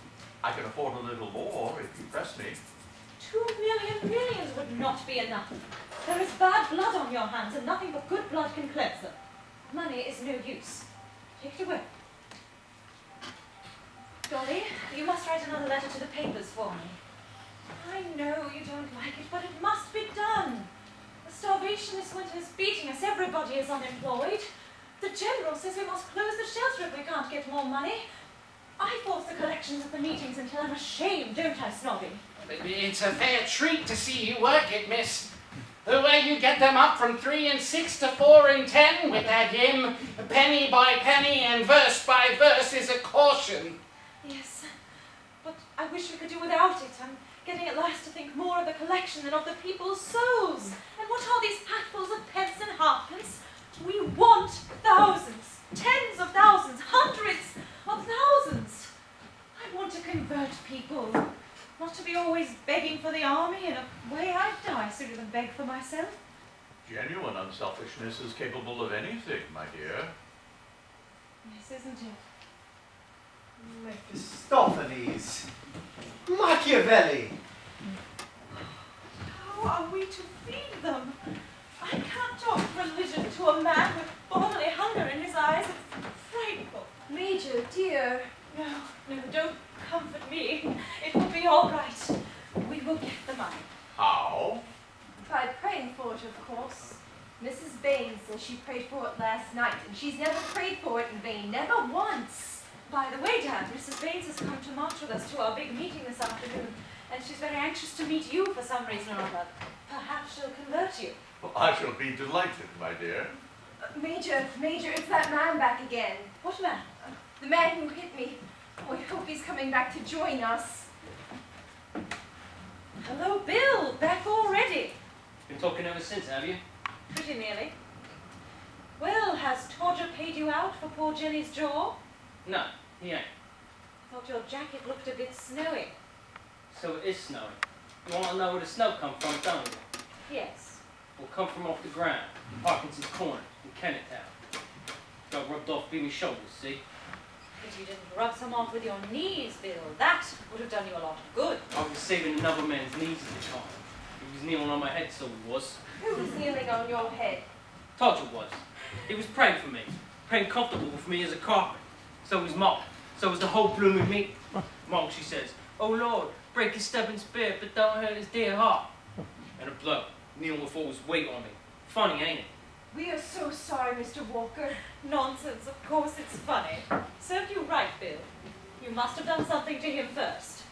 I did what I said I did. I spit in his eye. He looks up at the sky and says, "Oh, that I should be found worthy to be spit upon for the gospel's sake," he says. And Mark says, "Glory, hallelujah." Half the street prayed, the other half laughed fit to split themselves. There, you satisfied now? Wish I'd been there, Bill. Yeah, you'd have got an extra bit of talk on me, wouldn't you?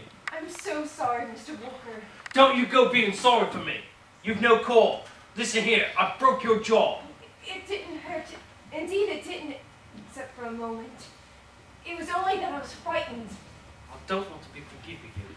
I'll be anybody. What I did, I'll pay for. I tried to get my own job broke to satisfy you. Oh, no. Tell you I did. Can't you listen to what's being told you?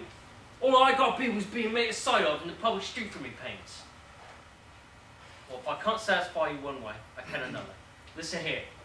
I had £2 save again the frost, and I have a pound of it left. Here's the money. Take it. And let's have no more of your forgiving, praying, you made you jaw me. Let what I done be done and paid for, and let there be an end of it. Oh, I couldn't take it. But perhaps you can spare a shilling or two for poor munitions. You really did hurt her, and she's old. Not likely. She ain't forgiven me. Not much. Let her have the law on me shit threatened. I'd give her another as soon as I look at her. What I done to her is not on me mind. What she might call me conscience. No more than sticking a pig. It's this Christian game of yours that I won't have played again. It's blooming forgiving and nogging and jawing. It makes a man that sordid, his life's a burden to him. I won't have it, I tell you. So take your money and stop throwing your silly bashed up face up again. Oh, Major, couldn't we take a little for the army? No, the army's not to be bought. We want your soul, Bill, and we'll take nothing less. no. Me and a few shillings is not good enough for you. Your Earl's granddaughter, you are. Nothing less than £100 for you. Now, Barbara, you could do a great deal of good with £100. If you will set this gentleman's mind at ease by taking his pound, I will give you the other 99. You're too extravagant, Papa. Bill offers 20 pieces of silver. All you need offer is the other 10. That'll make the standard price to buy anybody who's for sale. I'm not, and the army's not. You'll never have another quiet moment, Bill, until you come round to us. You can't stand out against your salvation. I can't stand out against music hall wrestlers and awful-tongued women. I've offered to pay. I can do no more. Take it or leave it. There it is. Ah, Mrs. Baines, this is my father. Try what you can do with him. He won't listen to me because he remembers what a fool I was when I was a baby. Have you been shown over the shelter, Mr. Undershaft? You know the work we're doing, of course. The whole nation knows of it, Mrs. Baines. No, sir, the whole nation does not know it. Or we should not be crippled as we are for want of money. Carry our work through the length and breadth of the land. Let me tell you, there would have been rioting this winter in London but for us. Do you really think so? I know it. I remember 1886, when you rich gentlemen hardened your hearts against the cry of the poor. They broke the windows of your clubs in Pall Mall. And the Mansion House Relief Fund went up the next day from £30,000 to £79,000. I remember quite well. Well, won't you help me to get at the people? They won't break windows then. Come here, Price. Let me show you to this gentleman. Do you remember the window breaking? My old father thought it was the revolution, ma'am. Would you break windows now? Oh, no, ma'am. The windows of heaven have been opened up to me. I know now that the rich man is a sinner like myself. Snobby Price! What is it? Your mother's looking for you at the other gate in Cripps' Lane. She's heard about your confession. Go, Mr. Price, and pray with her. You can go through the shelter, Snobby. Oh, I couldn't go just now, ma'am, with the weight of me sins fresh on me. Tell my mother she'll find her son at home, waiting for her in prayer. You see, Mr. Undershaft, how we take the anger and bitterness against you out of their hearts. It is certainly most convenient and gratifying to all large employers of labor, Mrs. Baines. Barbara, Jenny, I have good news. Most wonderful news. My prayers have been answered. I told you they would, Jenny, didn't I? Yes, yes. Have we money enough to keep the shelter open? I hope we shall have enough to keep all the shelters open. Lord Saxmundham has promised us £5,000. Hooray! Glory! If what? If 5 other gentlemen will give 1,000 each to make it up to 10,000. Who is Lord Saxmundham? I've never heard of him. A new creation, my dear.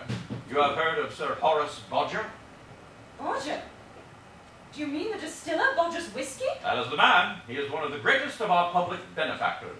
He restored the cathedral at Hackington. They made him a baronet for that. He gave £500,000 to the funds for his party. They made him a baron for that. Now, what will they give him for the 5,000? Well, there's nothing left to give him. So the 5,000, I should think, is to save his soul. Heaven grant it may. Oh, Mr. Undershaft, you have some very rich friends. Can't you help us towards the other 5,000? We're going to hold a great meeting this afternoon at the Assembly Hall in the Mile End Road. If I could only announce that one gentleman had come forward to support Lord Saxmundham, others would follow. Oh, don't you know somebody? Couldn't you? Wouldn't you?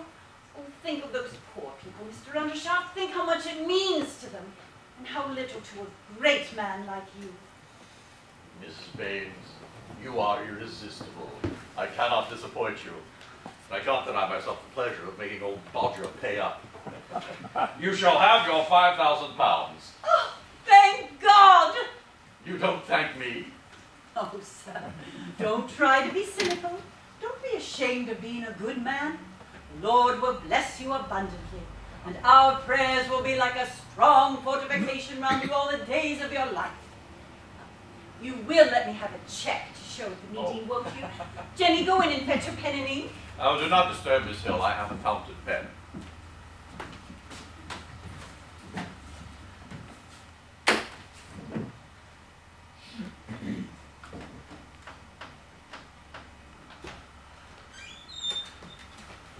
What price salvation now? Stop! Mrs. Baines, are you really going to take this money? Why not, dear? Why not? Do you know what my father is? Have you forgotten that Lord Saxmundham is Bodger, the whiskey man? Do you know that the worst thing I've had to fight here is not the devil, but Bodger, Bodger, Bodger, with his whiskey and his distilleries and his tied houses? Are you going to make our shelter another tied house for him and ask me to keep it? Rotten drunken whiskey it is too. Dear Barbara, Lord Saxmundham has a soul to be saved like any of us. If heaven has found a way to make good use of his money, are we to set ourselves up against the answer to our prayers? I know he has a soul to be saved. Let him come down here and I will do my best to help him to his salvation. But he wants to send his check down to buy us and go on being as wicked as ever. But my dear, alcohol is a very necessary article. It heals the sick. It does nothing of the sort. Well, it assists the doctor. That is perhaps a less questionable way of putting it. It makes life bearable for millions of people who otherwise could not enjoy their existence if they were quite sober. Or is it poor Bodger's fault that this inestimable gift is deplorably abused by less than 1% of the poor? Barbara, will there be any less drinking or more if all the poor souls we are saving come tomorrow and find the doors of our shelters shut in their faces? Lord Saxmundham gives us the money to stop drinking, to take his own business from him. Pure self-sacrifice on Bodger's part, clearly. Oh, bless dear Bodger. I also, Mrs. Baines, may claim a little disinterestedness. Think of my business. Think of the widows and orphans. The men and lads torn to pieces with shrapnel. The oceans of blood, not one drop of which is shed in a truly just cause. The bad blood of the fierce little cowards at home who egg on others to fight for the gratification of their national vanity. All this makes money for me. I'm never richer, never busier than when the papers are full of it. Well, it is your work to preach peace on earth and goodwill to men. Every convert you make is a vote against war, and yet I give you this money to help you to hasten my own commercial ruin. The millennium will be inaugurated by the unselfishness of Undershaft and Bodger. Oh, be joyful. The longer I live, the more proof I see that there is an infinite goodness that turns everything to the work of salvation sooner or later. Who would have thought that any good could come out of war and drink? And yet their prophets are brought today to the feet of salvation to do its blessed work. Oh dear, how blessed, how glorious is it all. Oh, let us seize this unspeakable moment. Let us march to the great meeting at once. Excuse me for a moment. Mr. Undershaft, have you ever seen 1,000 people fall on their knees in one impulse and pray? Oh, come with us to the meeting. Barbara shall tell them that the army is saved and saved through you. You shall carry the flag down the First Street, Mrs. Baines. Mr. Undershaft is a gifted trombonist. He shall intone an Olympian diapason to the West Ham Salvation March. Blow, Machiavelli, blow! The trumpet in Zion, eh? Well, I should do my best. I could vamp a bass if I knew the tune. It is a wedding chorus from one of Donizetti's operas, but we have converted it. We convert everything to good here, including Bodger. Oh, you remember the chorus? For the immense rejoicing, immenso jubilo, immenso jubilo. Rum-tum-ti-tum-tum-tum-tum-ti-ta. Dolly, you are breaking my heart. What is a broken heart, more or less here? Dionysus Undershaft has descended. I am possessed. Come, Barbara. I must have my dear Major to carry the flag with me. Yes, yes, Major darling. I can't come. Not come. Barbara, do you think I am wrong to take the money? No. God help you, dear. You are saving the army. Go. And may you have a great meeting. But aren't you coming? No. Father, here. Oh, my dear. Don't be frightened.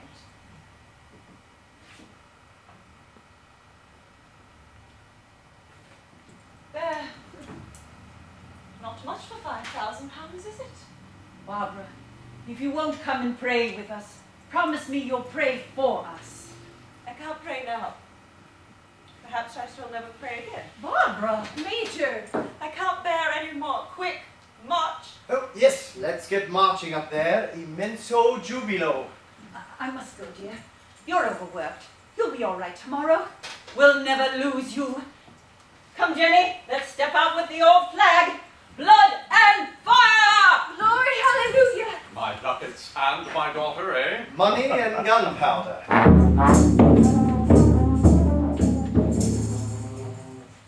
Drunkenness and murder. My God, why hast thou forsaken me?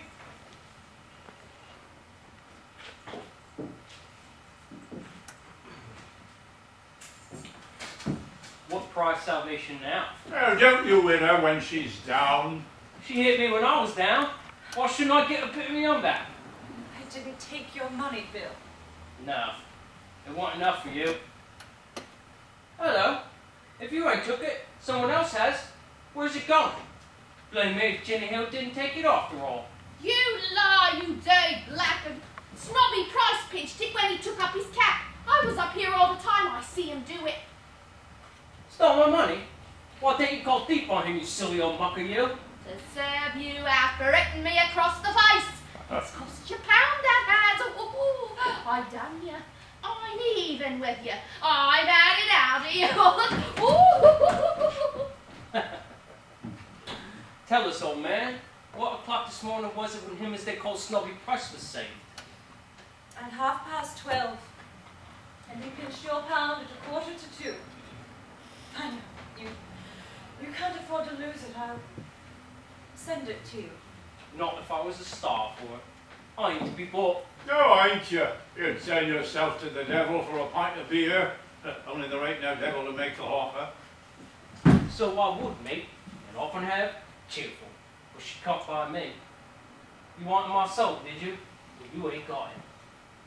I nearly got it, Bill. But we've sold it back to you for £10,000. And dear at the money. No, Peter. It was worth more than money. It's no good. Can't get around me now. I don't believe it. And I've seen today that I was right. So long, old Sue Kitchener. Ta-ta, Major Earl's granddaughter.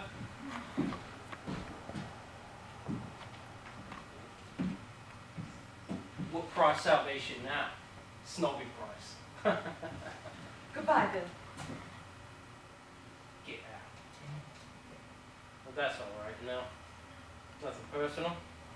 No malice. So long, Judy. No malice. So long, Bill. You make too much of a mess in your innocence. I'm like you now, Peter. Cleaned out and lost my job. What you've used, you know? That's too better than me. That's old for you. I'll get you a job, Peter. The youth will have to do for me. I've just enough left for 2 teas at Lockott's and my tram and bus home.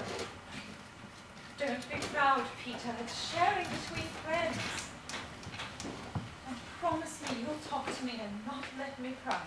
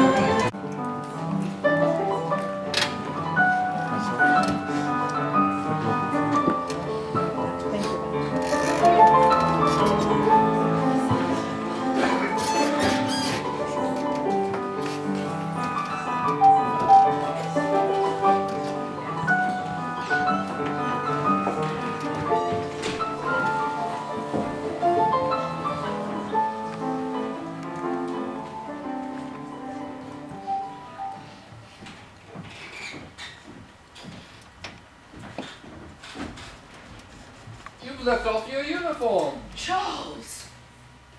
I'm awfully sorry, Barbara. You know, I tried to help you all I could with the concertina and so forth. Still, I have never shut my eyes to the fact that there is a certain amount of talk about the Salvation Army. Now, the claims of the Church of England. Charles, that's enough.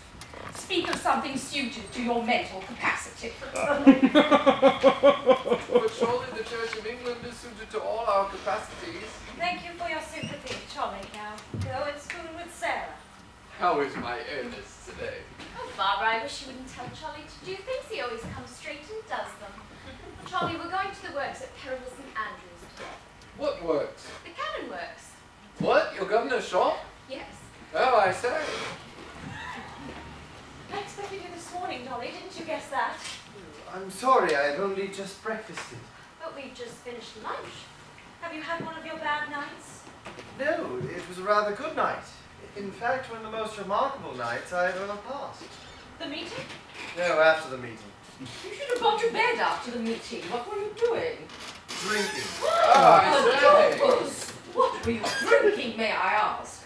A most devilish kind of Spanish burgundy. Are you joking, Dolly? No, I was making a night of it with the nominal head of this household. That is all. Andrew made you drunk. No, he only provided the wine. I think it was Dionysus who made me drunk. I told you I was possessed. You are not sober yet. Go home to bed at once. I never before ventured to reproach you, Lady Brit. But how could you marry the Prince of Darkness? It was much more excusable to marry him than to get drunk with him.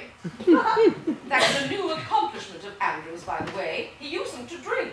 Oh, he doesn't now. He just sat there and completed the wreck of my moral basis, the rout of my convictions, the purchase of my soul. Who cares about you, Barbara? That is what makes him so dangerous to me. It has nothing to do with it, Dolly. There are larger loves and diviner dreams in the fireside ones. You know that, don't you? Yes, that is our understanding. I know it. I hold to it. Unless he can win me on that holier ground, he may abuse me for a while, but he can get no deeper hold as strong as he is. Keep to that and the end will be right. Now tell me about the meeting. Oh, it was an amazing meeting. Mrs. Baines almost died of emotion. Jenny Hill went stark mad with hysteria. The Prince of Darkness played his trombone like a madman. Its brazen roarings were like the laughter of the damned. 117 conversions took place then and there. They prayed with the most touching sincerity and gratitude for Bodger and for the anonymous donor of the £5,000. Your father would not let his name be given. That was rather fine of the old man, you know. Most chaps would have wanted the advertisement.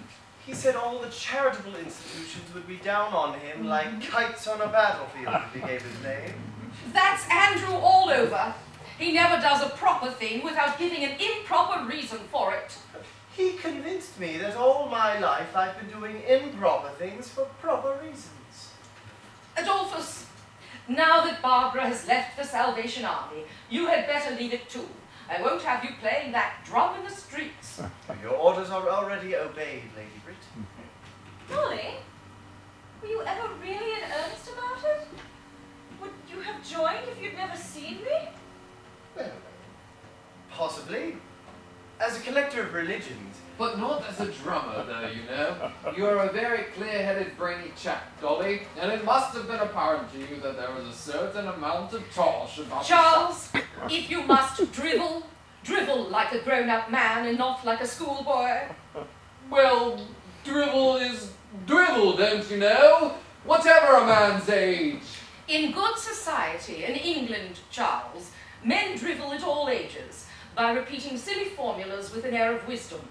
Schoolboys make their own formulas out of slang, like you. When they reach your age, they drop slang and get their formulas out of the Spectator or the Times. You had better confine yourself to the Times. You will find there is a certain amount of tosh about the Times, but at least its language is reputable. You are so awfully strong-minded, Lady Brit. Rubbish. What is it?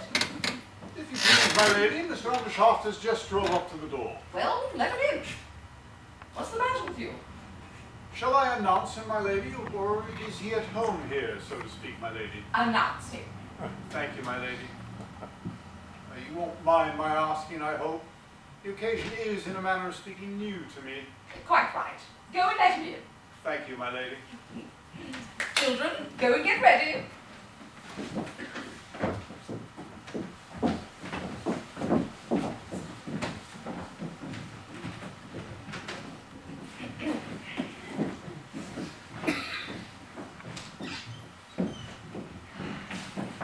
Mr. Undershaft. Hello. How fortunate. Don't be sentimental, Admiral. Sit down.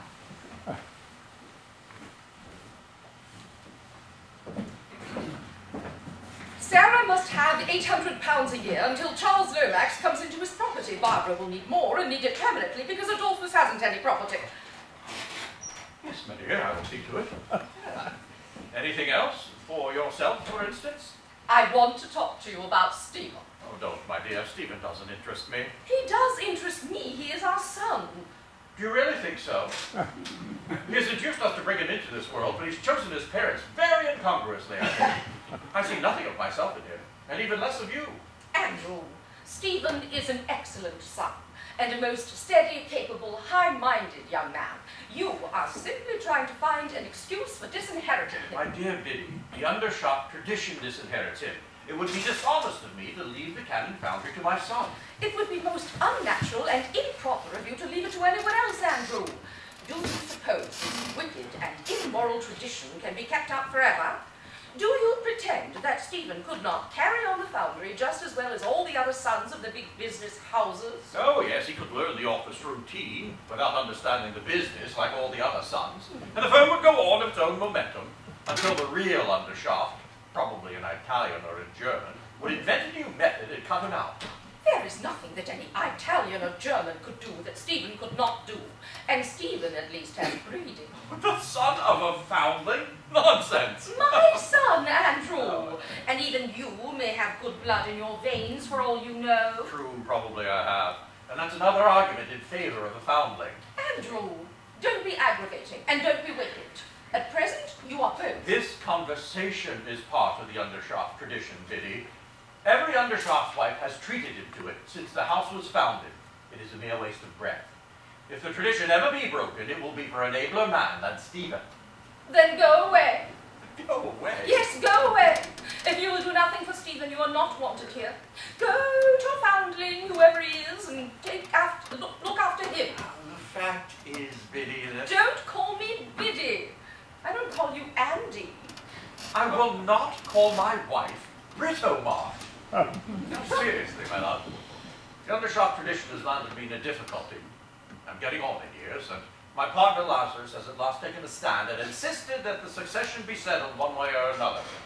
Of course, he's quite right. For you see, I have not found a fit successor yet. There is Stephen. That's just it. Every foundling I can find is exactly like Stephen. Andrew! I want a man with no relations and no schooling.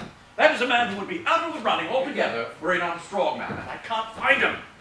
Every blessed foundling nowadays is snapped up in his infancy by school board officers and boards of governors, and if he shows the least ability, he is fastened on by schoolmasters and trained with scholarships like a racehorse, crammed with second-hand ideas, drilled and disciplined in docility and what they call good taste, and blamed for life until he is fit for nothing but teaching. Now, if you want the foundry to remain in the family, you'd better find an eligible foundling and marry him to Barbara. Ah, Barbara, your pet.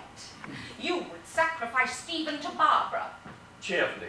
And you, my dear, would boil Barbara to make soup for Stephen. Andrew, it is not a question of likings and dislikings. It is a question of duty. It is your duty to make Stephen your successor.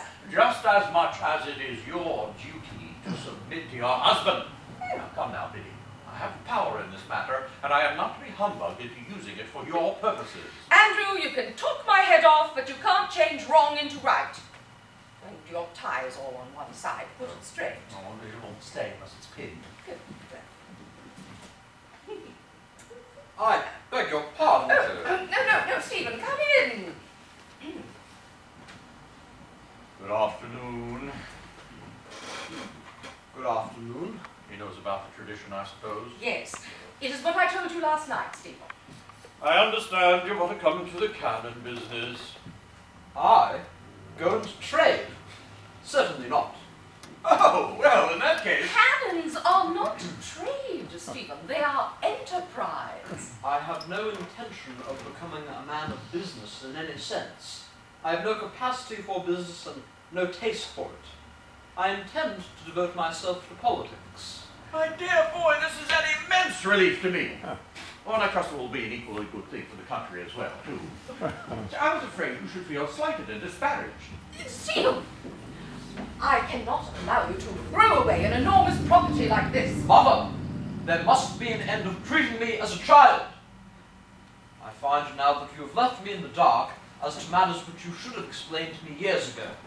And I am extremely hurt and offended. Any further discussion of my intentions had better take place with my father, as between one man and another. Stephen!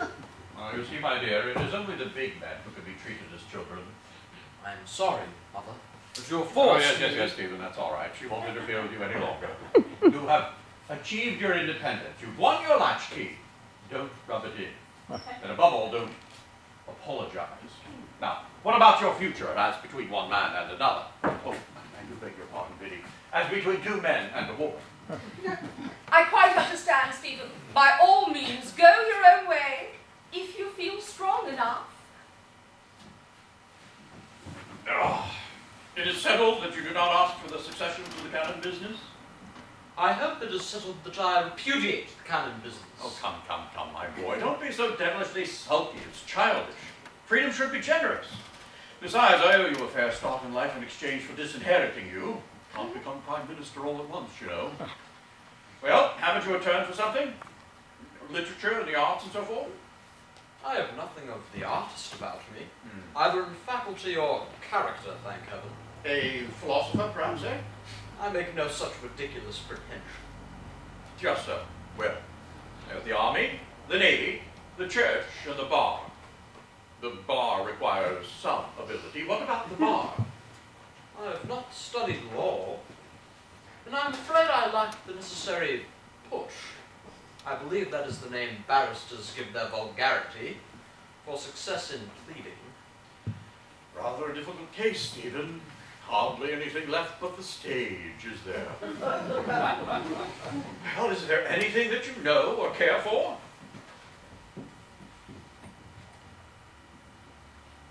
I know the difference between right and wrong.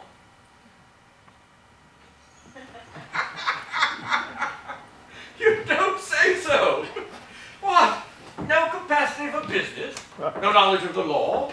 No sympathy with the arts? No pretense to philosophy? Only a simple knowledge of the secret that has puzzled all the philosophers, baffled all the lawyers, muddled all the men of business, and ruined most of the artists. The secret of right and wrong. Why, man, you're a genius. A master of masters. A god. And at only 24, too. You are pleased to be facetious. I pretend to nothing more than any honourable Englishman claims it as birthright. Oh, that's everyone's birthright. Take poor little Jenny Hill, for instance, the Salvation Army lassie. She would think you were laughing at her if you asked her to stand up in the streets and teach grammar, geography, mathematics, or even drawing room dancing. But it never occurs to her to doubt that she can teach morals and religion. You're all alike, you respectable people. You can't tell me the bursting strain of a 10-inch gun, which is really a very simple matter. But you all think you know the bursting strain of a man under temptation. You daren't handle high explosives, and yet you're all perfectly willing to handle truth, justice, honor, the duty of man, and to kill one another at the game. What a country. What a world. What do you think he'd better do, Andrew? Well, just what he wants to do, I suppose. He knows nothing and thinks he knows everything. That points clearly to a political career. I'm sorry, sir, that you have forced me to forget the respect due to you as my father.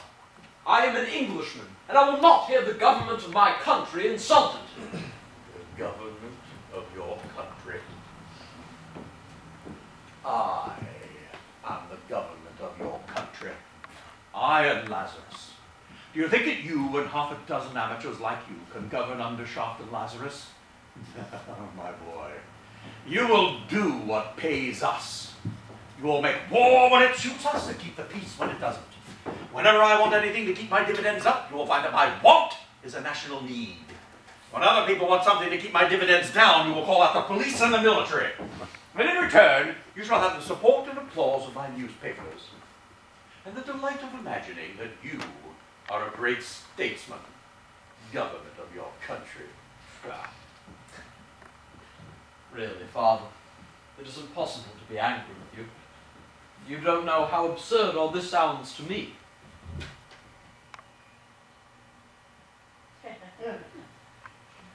You are very properly proud of having been industrious enough to make money, and it is great to your credit that you have made so much of it, but it has kept you in circles where you are valued for your money and deferred to for it, instead of, in the doubtless very old-fashioned and behind the times, public school and university where I formed my habits of mind.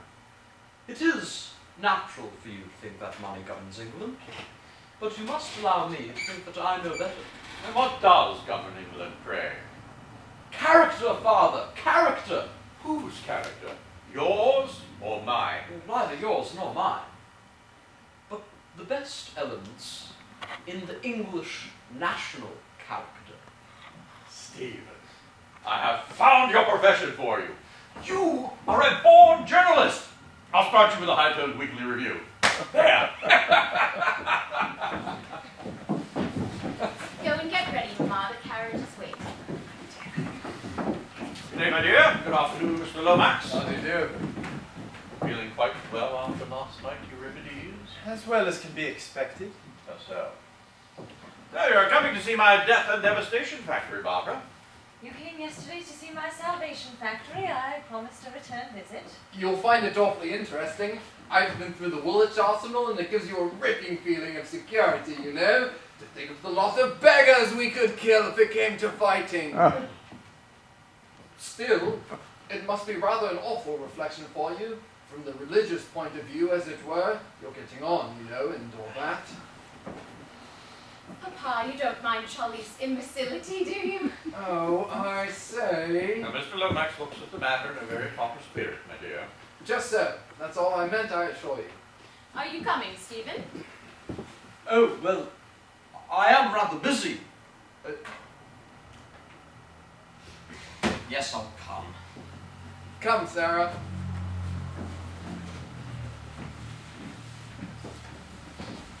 Why are we two coming to this works department of hell?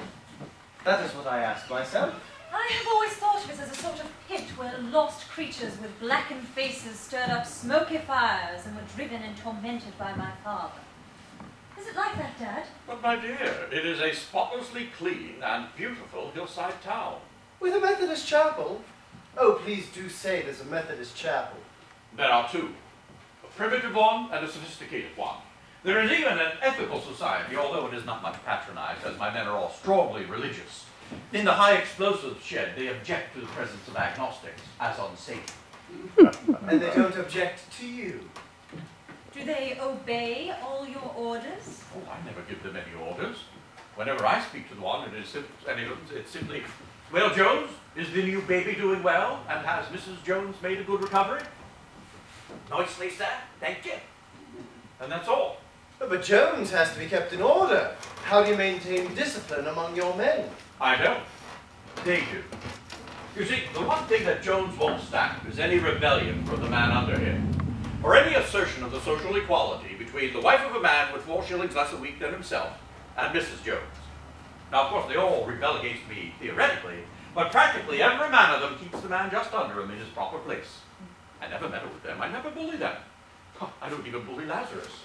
I say that certain things are to be done, but I never order anyone to do them.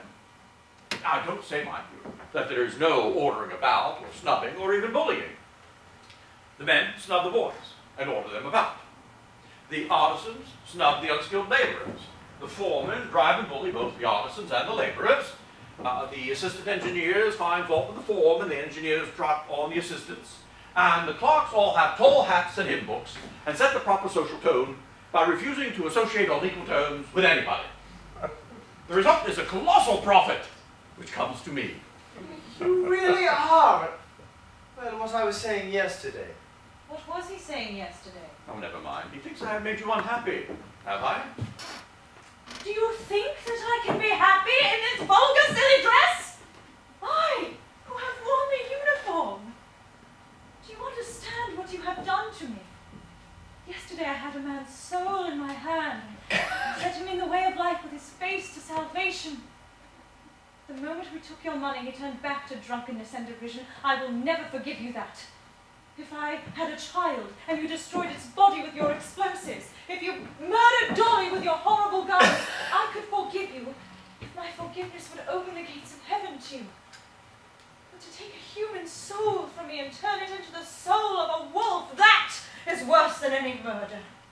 Does my daughter despair so easily?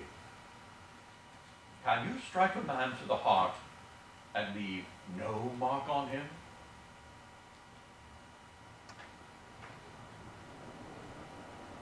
You are right.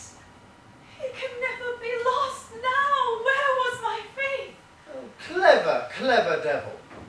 You may be a devil, but God speaks through you sometimes. You've given me back my happiness. I feel it deep down now, though my spirit is troubled. That is because you have learnt something. That always feels at first as if you had lost something.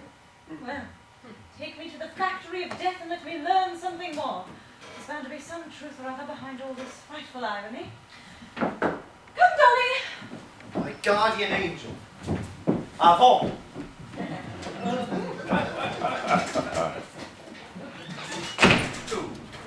You must not mind Cousin's father. He is a very amiable, good fellow, but he is a Greek scholar and naturally a little eccentric. Just so. Thank you, Stephen. Thank you.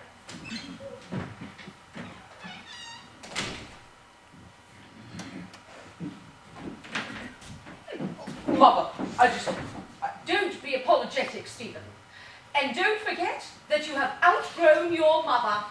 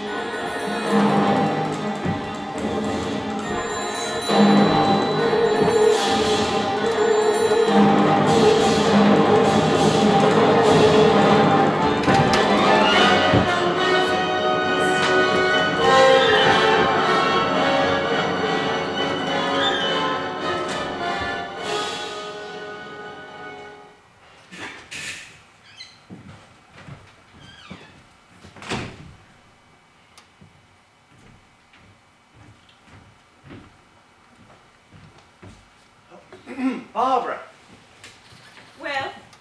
ray of hope. Everything's perfect, wonderful, real.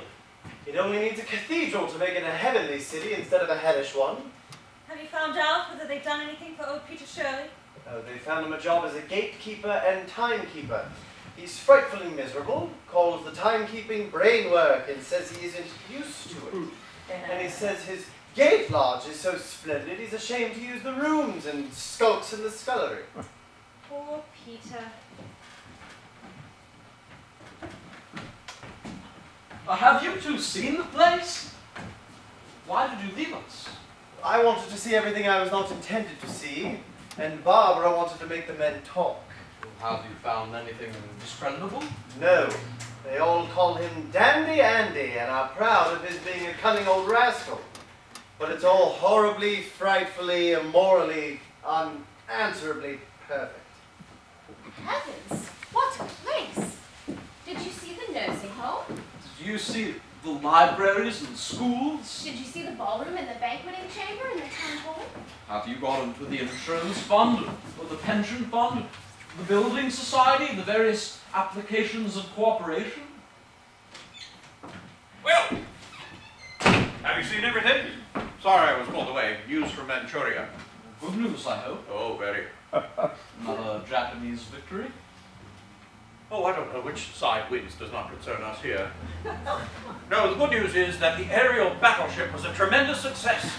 At the first trial, it wiped out a fort with 300 soldiers in it. Dummy soldiers? No, the real thing.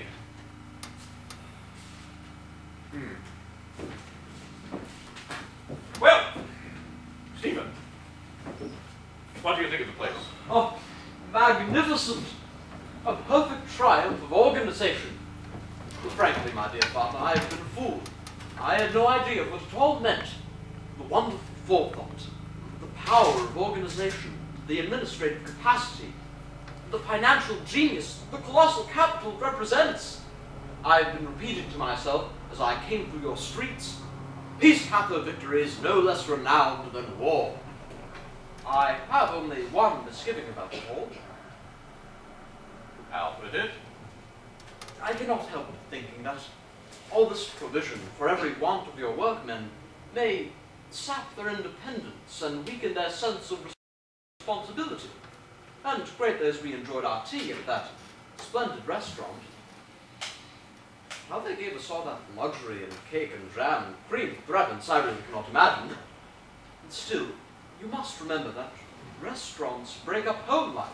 Look at the continent, for instance. Are you sure so much pampering is good for the men's characters? Well, you see, my dear boy, when you are organizing civilization, you have to make up your mind whether trouble and anxiety are good things or not.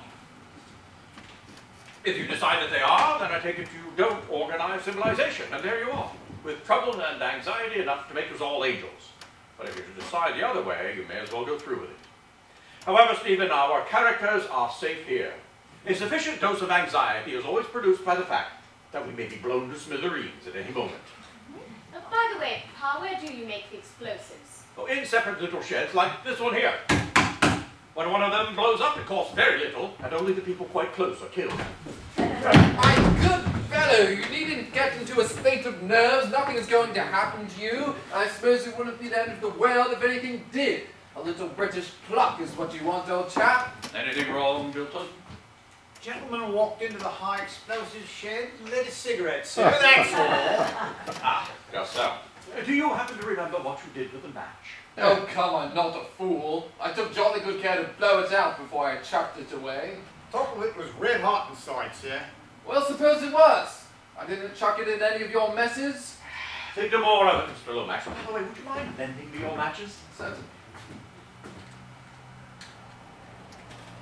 Thank you.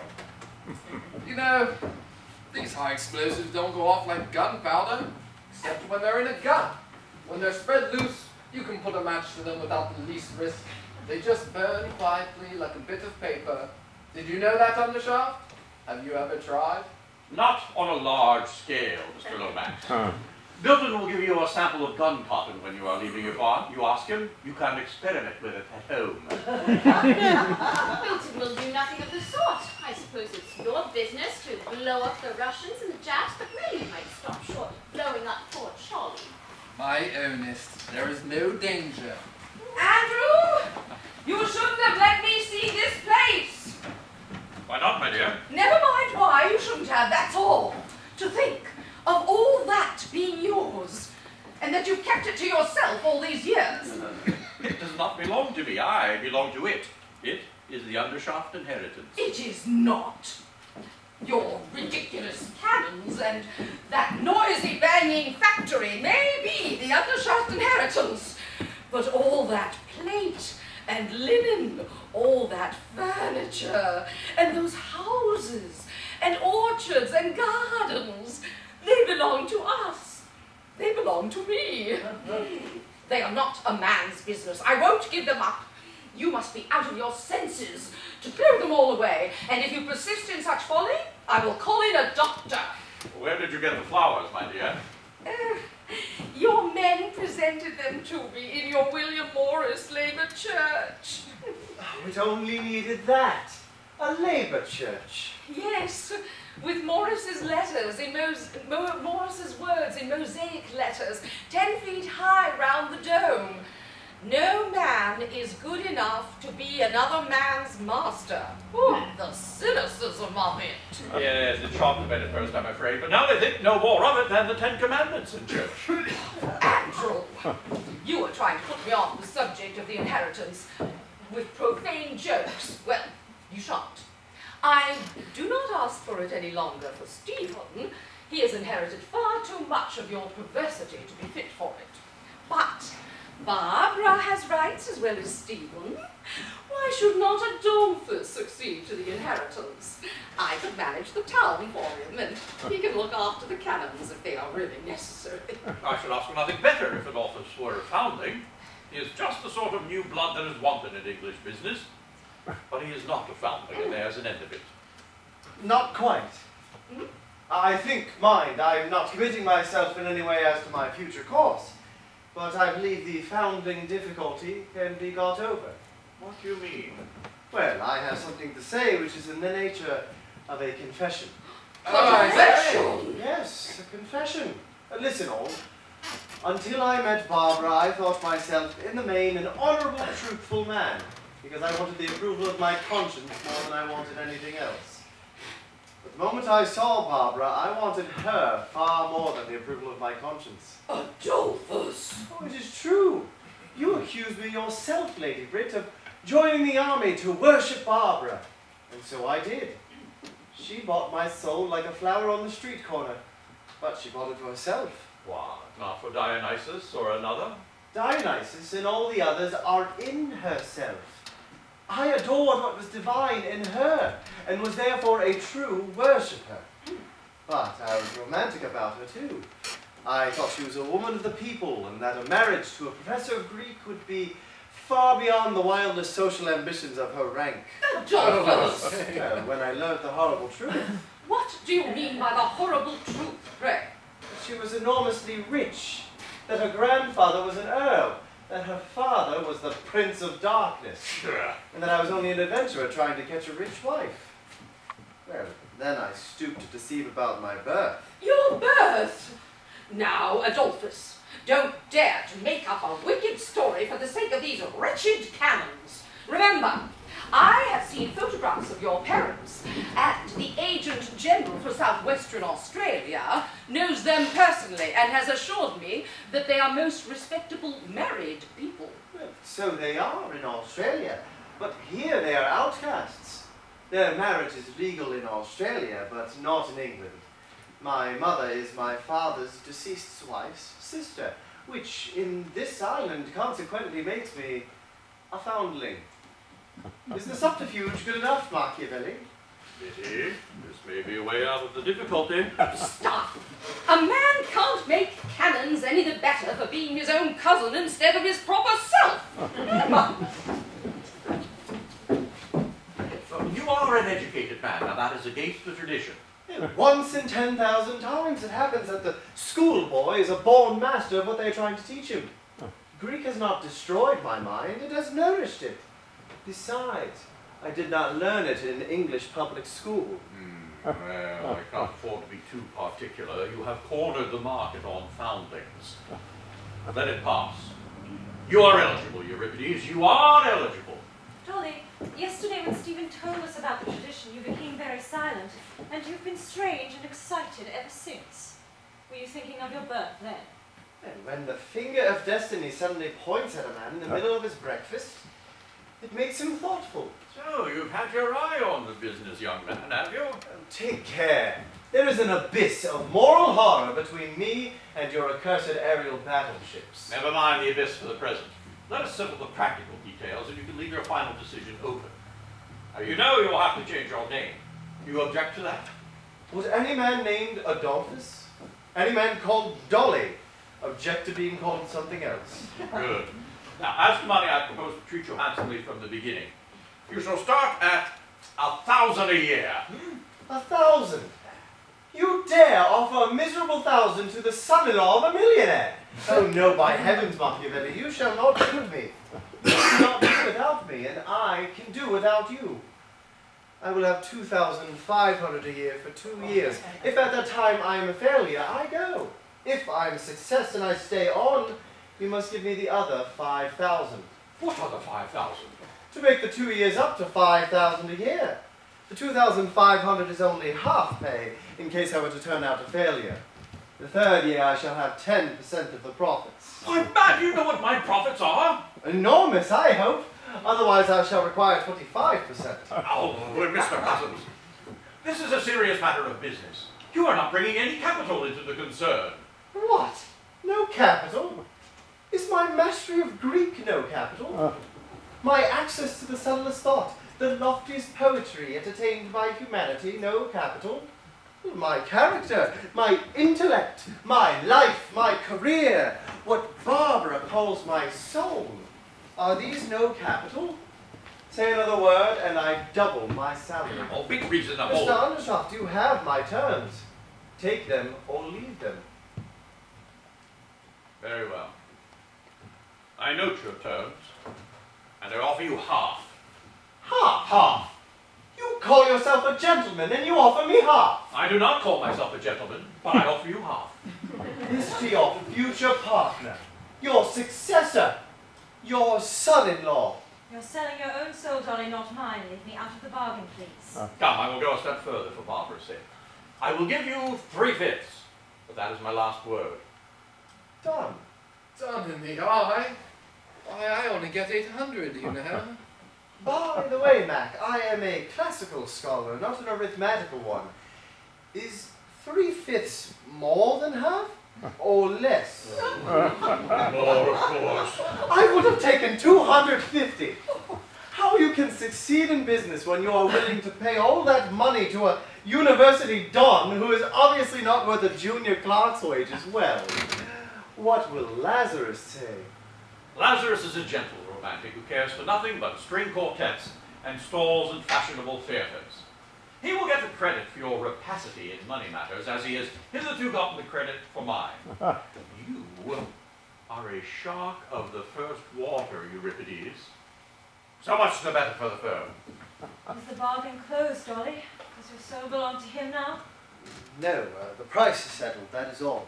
The real tug-of-war is still to come. What of the moral question?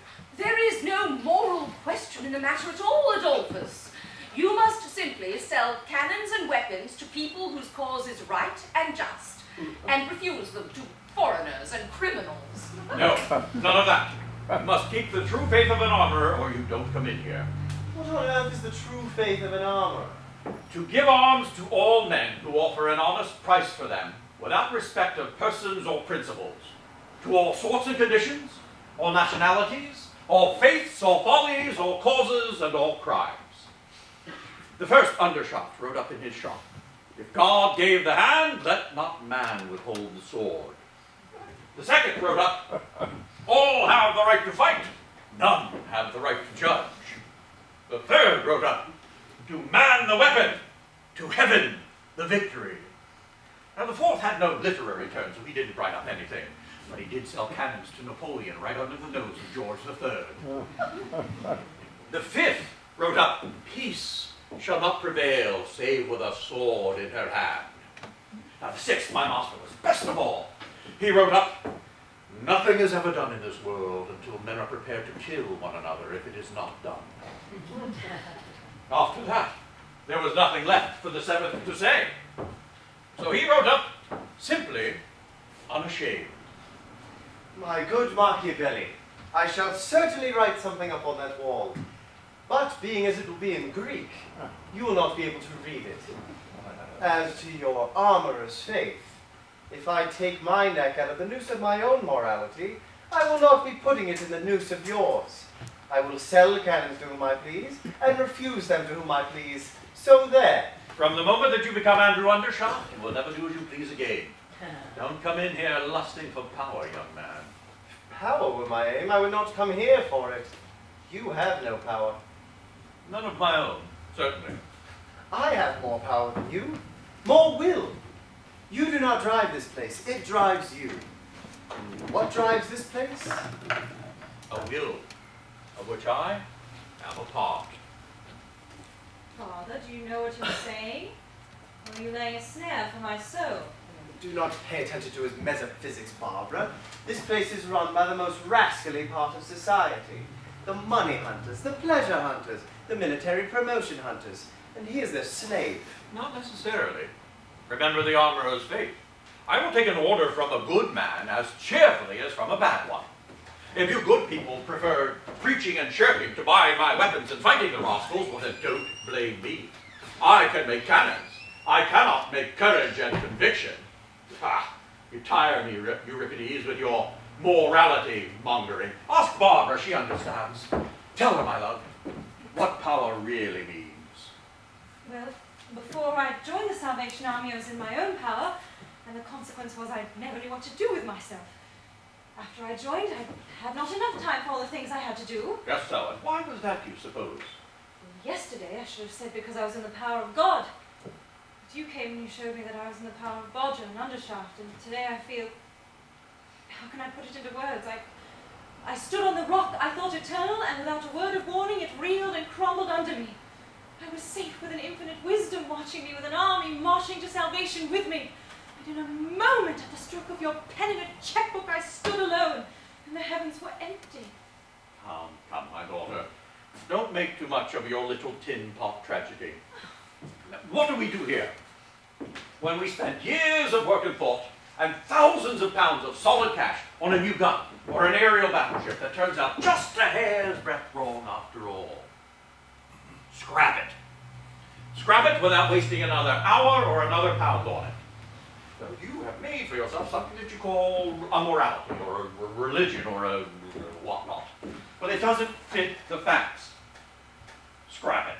Scrap it and get one that does fit. That is what is wrong with the world at present. It scraps its old steam engines and dynamos, but it won't scrap its old prejudices, and its old moralities, and its old religions, and its old political constitutions. Don't persist in that folly. If your old religion broke down on you yesterday, get a newer and a better one for tomorrow. How gladly I would take a better one to my soul, but you offer me a worse one. Justify yourself. Show me some light in the darkness of this dreadful place, with its beautifully clean workshops and respectable workmen and model homes. Cleanliness and respectability need no justification, Barbara. They justify themselves. I see no darkness here, no dreadfulness. In your shelter, I saw poverty, misery, cold, and hunger. You gave them bread and treacle and dreams of heaven. I get them from 30 shillings a week to 12,000 a year. They find their own dreams, but I look after the drainage. And their souls? I saved their souls just as I saved yours. You saved my soul. What do you mean? I fed you, clothed you, and housed you. I saw to it that you should have enough money to live handsomely, more than enough, so that you could be wasteful, careless, and generous. That saved your soul from the 7 deadly sins. The 7 deadly sins? Yes, the deadly 7. Food, clothing, firing, rent, taxes, respectability, and children. Nothing can lift those 7 millstones from man's neck but money, and the spirit cannot soar until the millstones are lifted. Well, I lifted them from your spirit. I enabled Barbara to become Major Barbara, and I saved her from the crime of poverty. Do you call poverty a crime? The worst of crimes. Poverty blights whole cities, spreads horrible pestilences, strikes dead to the very soul all who come within sight, sound, or smell of it. What you call crime? It's nothing. A murder here, a theft there, a blow now and a curse then. What do they matter?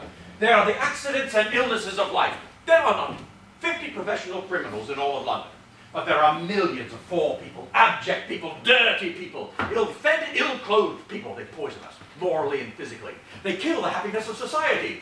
They force us to abandon our own liberties and to organize unnatural cruelties for fear that they should rise up against us and drag us down into their abyss. Only a fool fears crime. We all fear poverty.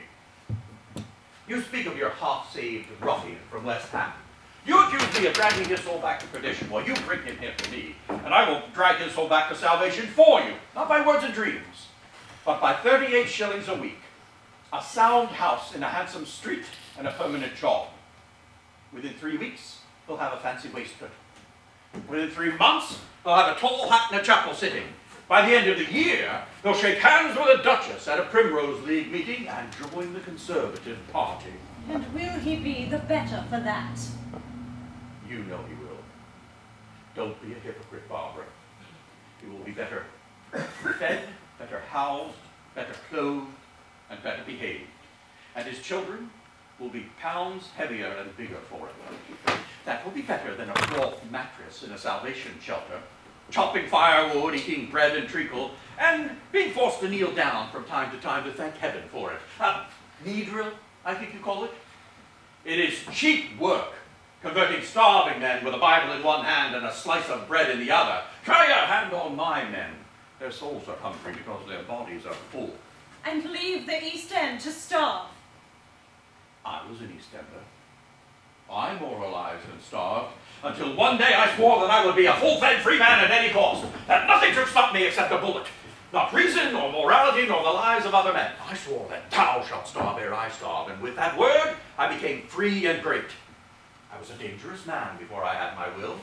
Now I am a useful, beneficent, kindly person. That is the history of most self-made millionaires, I should fancy. When it is the history of every Englishman, we shall have an England worth living in. Stop making speeches, Andrew. This is not the place for them. But my dear, I have no other way to convey my ideas. Your ideas are nonsense. You got oil because you were selfish and unscrupulous. Not at all. I have the strongest scruples against poverty and starvation. Your moralists are quite unscrupulous about both. They make virtues of them. I'd rather be a thief than a pauper. I'd rather be a murderer than a slave. Now, I don't want to be either.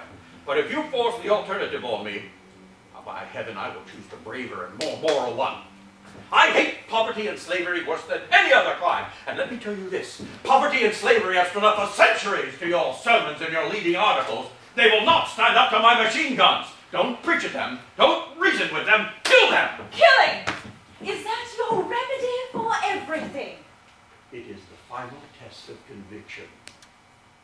The only lever strong enough to overturn a social system. The only way of saying must. Let 670 fools loose in the streets, and 3 policemen can disperse them. But huddle them together in a certain house in Westminster, and let them go through certain ceremonies and call each other certain names until they get up the courage to kill, and then those same 670 fools become a government.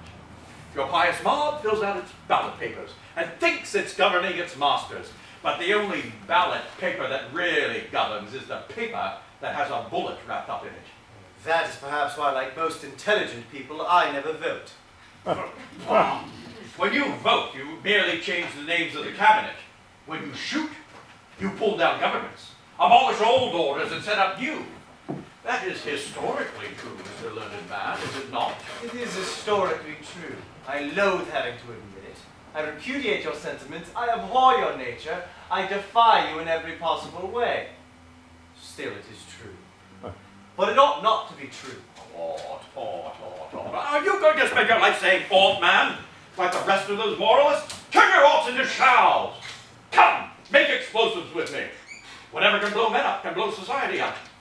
The history of the world is the history of those who have had the courage to embrace that truth. Have you the courage to embrace it, Barbara? Barbara, I positively forbid you to listen to your father's abominable wickedness. And you, Adolphus, ought to know better than to go about saying that wrong things are true. What does it matter whether they are true if they are wrong? Does it matter if they are wrong, if they are true? Children, come home instantly. Andrew, I am exceedingly sorry I allowed you to call on us. You are wickeder than ever. Come at once! It's no use running away from wicked people, Mamma. It is every use. It shows your disapprobation of them. It won't save them. I can see you are going to disobey me. Sarah, are you coming home or are you not? Well, I dare say it's very wicked of Papa to make cannons, but I don't think I should cut him on that account. The fact is, you know, there's a certain amount of tosh about this notion of wickedness. It doesn't work. You must look at facts. Not that I would say a word in favor of anything wrong, but then, you see, all sorts of chateaux, he's doing all sorts of things, and we have to fit them in somehow, don't you know? What I mean is that you can't go cutting everybody, and that's about what it comes to. Perhaps I don't make myself clear. You are lucidity itself, Charles. Because Andrew is successful and has plenty of money to give to Sarah, you will flatter him and encourage him in his wickedness. Well, where the carcass is, there will the eagles be gathered, don't you know? Hey, what? Precisely, Charles. Oh, dear. May I call you Charles? Delighted. Charlie is the usual ticket. Now, Biddy. Don't dare call me Biddy. Charles Lomax, you are a fool. Adolphus Cousins, you are a Jesuit. Stephen, you are a prig. Barbara, you are a lunatic. Andrew, you are a vulgar tradesman. Now you all know my opinion, and my conscience is clear at all events. My dear, you are the incarnation of morality. Your conscience is clear and your duty done when you have called everybody names. Come, Euripides, it's getting late and we all want to go home. Make up your mind. Listen here, you old demon. Adolphus! Let him alone, Biddy. Proceed, Euripides. You have me in a horrible dilemma. I want Barbara. Like all young men, you greatly exaggerate the difference between one young woman and another. Quite true, Donny. I also want to avoid being a rascal. You lust for personal righteousness, for self-regard, for what you call a good conscience, for what Barbara calls salvation, for what I call patronizing of people who are not so lucky as yourself. No, all the poet in me recoils from being a good man. But there are things in me that I must reckon with. Pity. Oh yes, pity, the scavenger of misery. Well, love. Yes, I know. You love the needy and the outcast. You love the oppressed races. You love the Negro, the Indian Riot, the Pole, the Irishman. You love the Japanese. You love the Germans. You love the English. No. Every true Englishman detests the English. We are the wickedest nation on earth, and our success is a moral horror. And this is what comes of your gospel of love, is it? May I not even love my father-in-law? Who wants your love, man? By what right do you take the liberty of offering it to me? I will have your due heed and respect, or I will kill you. But your love? Damn your impertinence. I may not be able to control my affections, Mac. You are fencing, Euripides. You're weakening. Your grip is slipping. Come, try your last weapon. Pity and love have broken in your hand. Forgiveness is left. No. Forgiveness is a beggar's refuge. And with you on that, we must pay our debts. Well said. Come, you'll suit me. Remember the words of Plato. Plato! You dare quote Plato to me? Plato says, my friend, that the world cannot be saved until either the professors of Greek take to making gunpowder, or the makers of gunpowder become professors of Greek. Oh, tempter, cunning tempter. Choose, man, choose. Oh, but perhaps Barbara will not marry me if I make the wrong choice. Perhaps not. You hear? Father, do you love nobody? Yes. I love my best friend. And who is that, pray? My bravest enemy. For that is the man who keeps me up to the mark. The creature is sort of a poet in this way. Suppose he is a good man after all. And suppose you stop talking and make up your mind, my young friend. But you are tearing me against my nature. I hate war. Hatred is the coward's revenge for being intimidated. Dare you make war on war? Here are the beefs. My friend Mr. Lomax is sitting on them. Oh, I say! You don't mean this thing is loaded, do you? My Ernest, come off it. If I am to be blown up, the more thoroughly it is done, the better. Don't fuss, Charlie. Your own daughter, you know. So I see. Well, my young friend, may we expect you here at 6 tomorrow morning? Not on any account. I will see this whole flattery blown up with its own dynamite before I get up at 5. My hours are rational, healthy hours. 11 to 5. Well, come in when you please. By the end of the week, you'll be coming in at 6 and staying until I turn you out for the sake of your health. Milton! Come, my dear. Let us leave these two people to themselves for a while. I'm going to take you through the gun cotton shed.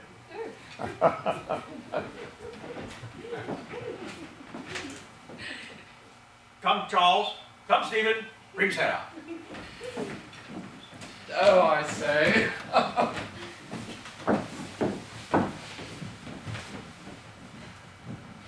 Jolly old fellow, think. Think before you decide. Do you feel you are a sufficiently practical man?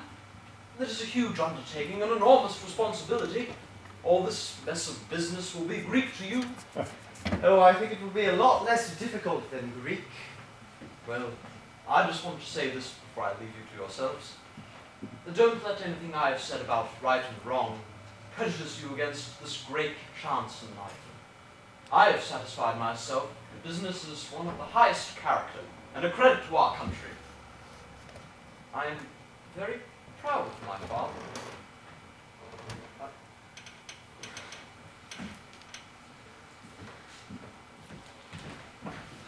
Barbara, I'm going to accept this offer. I thought you would. You understand, don't you, that I had to decide without consulting you. If I had thrown the burden of the choice on you, you'd sooner or later despise me for it. Yes, I did not want you selling your soul for me any more than for this inheritance. But it is not the sale of my soul that troubles me. I have sold it too often to care about that. I've sold it for a professorship. I've sold it for an income. I've sold it to escape being in prison for refusing to pay taxes, for hangman's ropes and unjust wars and things that I abhor. What is all human conduct but the daily and hourly sale of our souls for trifles? No, what I am now selling it for is neither money, nor position, nor comfort, but for reality and for power. You know that you will have no power and that he has none. Yes, but it is not for myself alone. I want to make power for the world. I want to make power for the world too, but it must be spiritual power. I believe all power is spiritual. These cannons will not go off by themselves. I've tried to make spiritual power by teaching Greek, but the world can never really be touched by a dead language or a dead civilization. The people must have power, and the people cannot have Greek. Now, the power that is made here can be wielded by all men. Power to burn women's houses down and kill their sons and tear their husbands to pieces. You cannot have power for good without having power for evil, too. Even mother's milk nourishes murderers as well as heroes. This power, which only tears men's bodies to pieces, has never before been so horribly abused as the intellectual power, the imaginative power, the poetic, religious power that can enslave men's souls. As a teacher of Greek, I gave the intellectual man weapons against the common man. I now want to give the common man weapons against the intellectual man. I love the common people. I want to arm them against the lawyer, the doctor, the priest, the literary man, the professor, the artist, and the politician who, once in authority, are the most dangerous, disastrous, and tyrannical of all the fools, rascals, and impostors. I want a democratic power strong enough to force the intellectual oligarchy to use its genius for good, or else perish. Is there no higher power than that? Yes, but that power can destroy the higher powers, just as a tiger can destroy a man. Therefore, man must master that power first. I admitted this when the Turks and the Greeks were last at war. My best pupil went on to fight for Hellas. My parting gift to him was not a copy of Plato's Republic, but a revolver and 100 Undershaft cartridges. The blood of every Turk he shot, if he shot any, is on my head as well as on Undershaft's.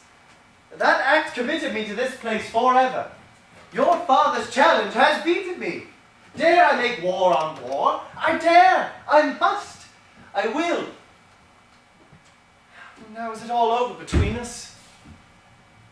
Silly baby Dolly, how could it be? Oh, then you, I owe for my drum! Take care, Dolly, take care. Oh, if only I could get away from you and from father and from it all, if I could have the wings of a dove and fly away to heaven. And leave me? Yes, you and all the other naughty, mischievous children of men. But I can't.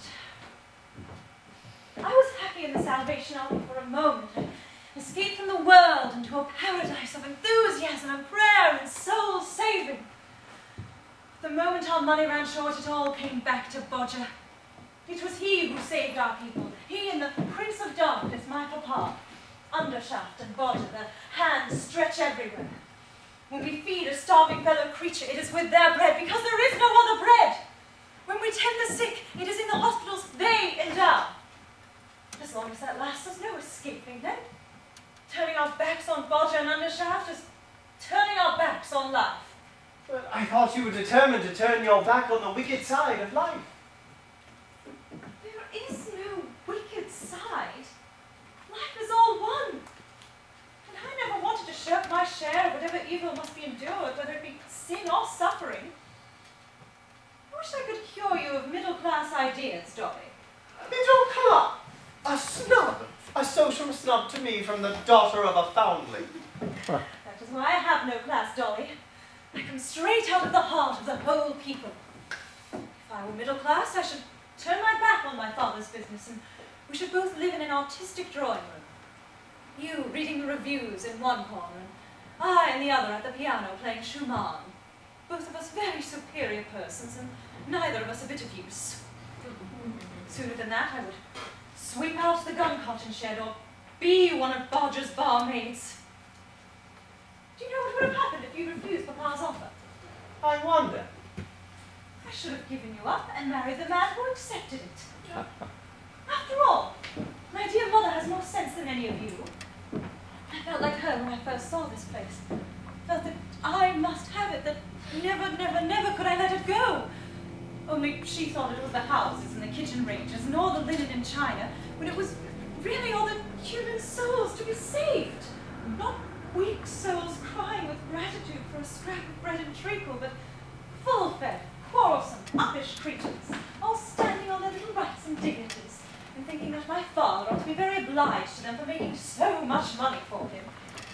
And so he ought. That is where salvation is really wanted. My father shall never throw it in my teeth again that my converts were bribed with bread. I have got rid of the bribe of bread. I have got rid of the bribe of heaven. Let God's work be done for its own sake, the work he had to create us to do, because it cannot be done by living men and women. And when I die, let him be in my debt, not I in his. And let me forgive him, as becomes a woman of my rank. Then the way of life lies through the factory of death. Yes, through the raising of hell to heaven and of man to God, through the unveiling of an eternal light in the valley of the shadow. Oh, did you think my courage would never come back? Did you believe that I was a deserter, that I, who have stood in the streets and taken my people to my heart and talked of the holiest and greatest of things with them, could ever turn back and chatter foolishly to fashionable people of nothing in a drawing room? Never, never, never, never. Major Barbara will die with the colours. Oh, and I have my dear little Dolly boy still, and he has found me my place in my work. Glory, hallelujah. My dear, please consider my delicate health. I cannot handle as much happiness as you can. Yes, it's It's not easy work being in love with me, is it? But it's good for you. Mama! Mama! Mama! I want Mama. She's taking off her list slippers, dear. Well, what does she say? She's gone right up into the skies. Barbara, when will you learn to be independent and to act and think for yourself? I know as well as possible what that cry, Mama, Mama, means, always running to me. Pip, pip. How dare you say pip, pip to me, Sarah? You are both very naughty children. What do you want, Barbara? I want a house in the village to live in with Dolly. Help me find which one to take.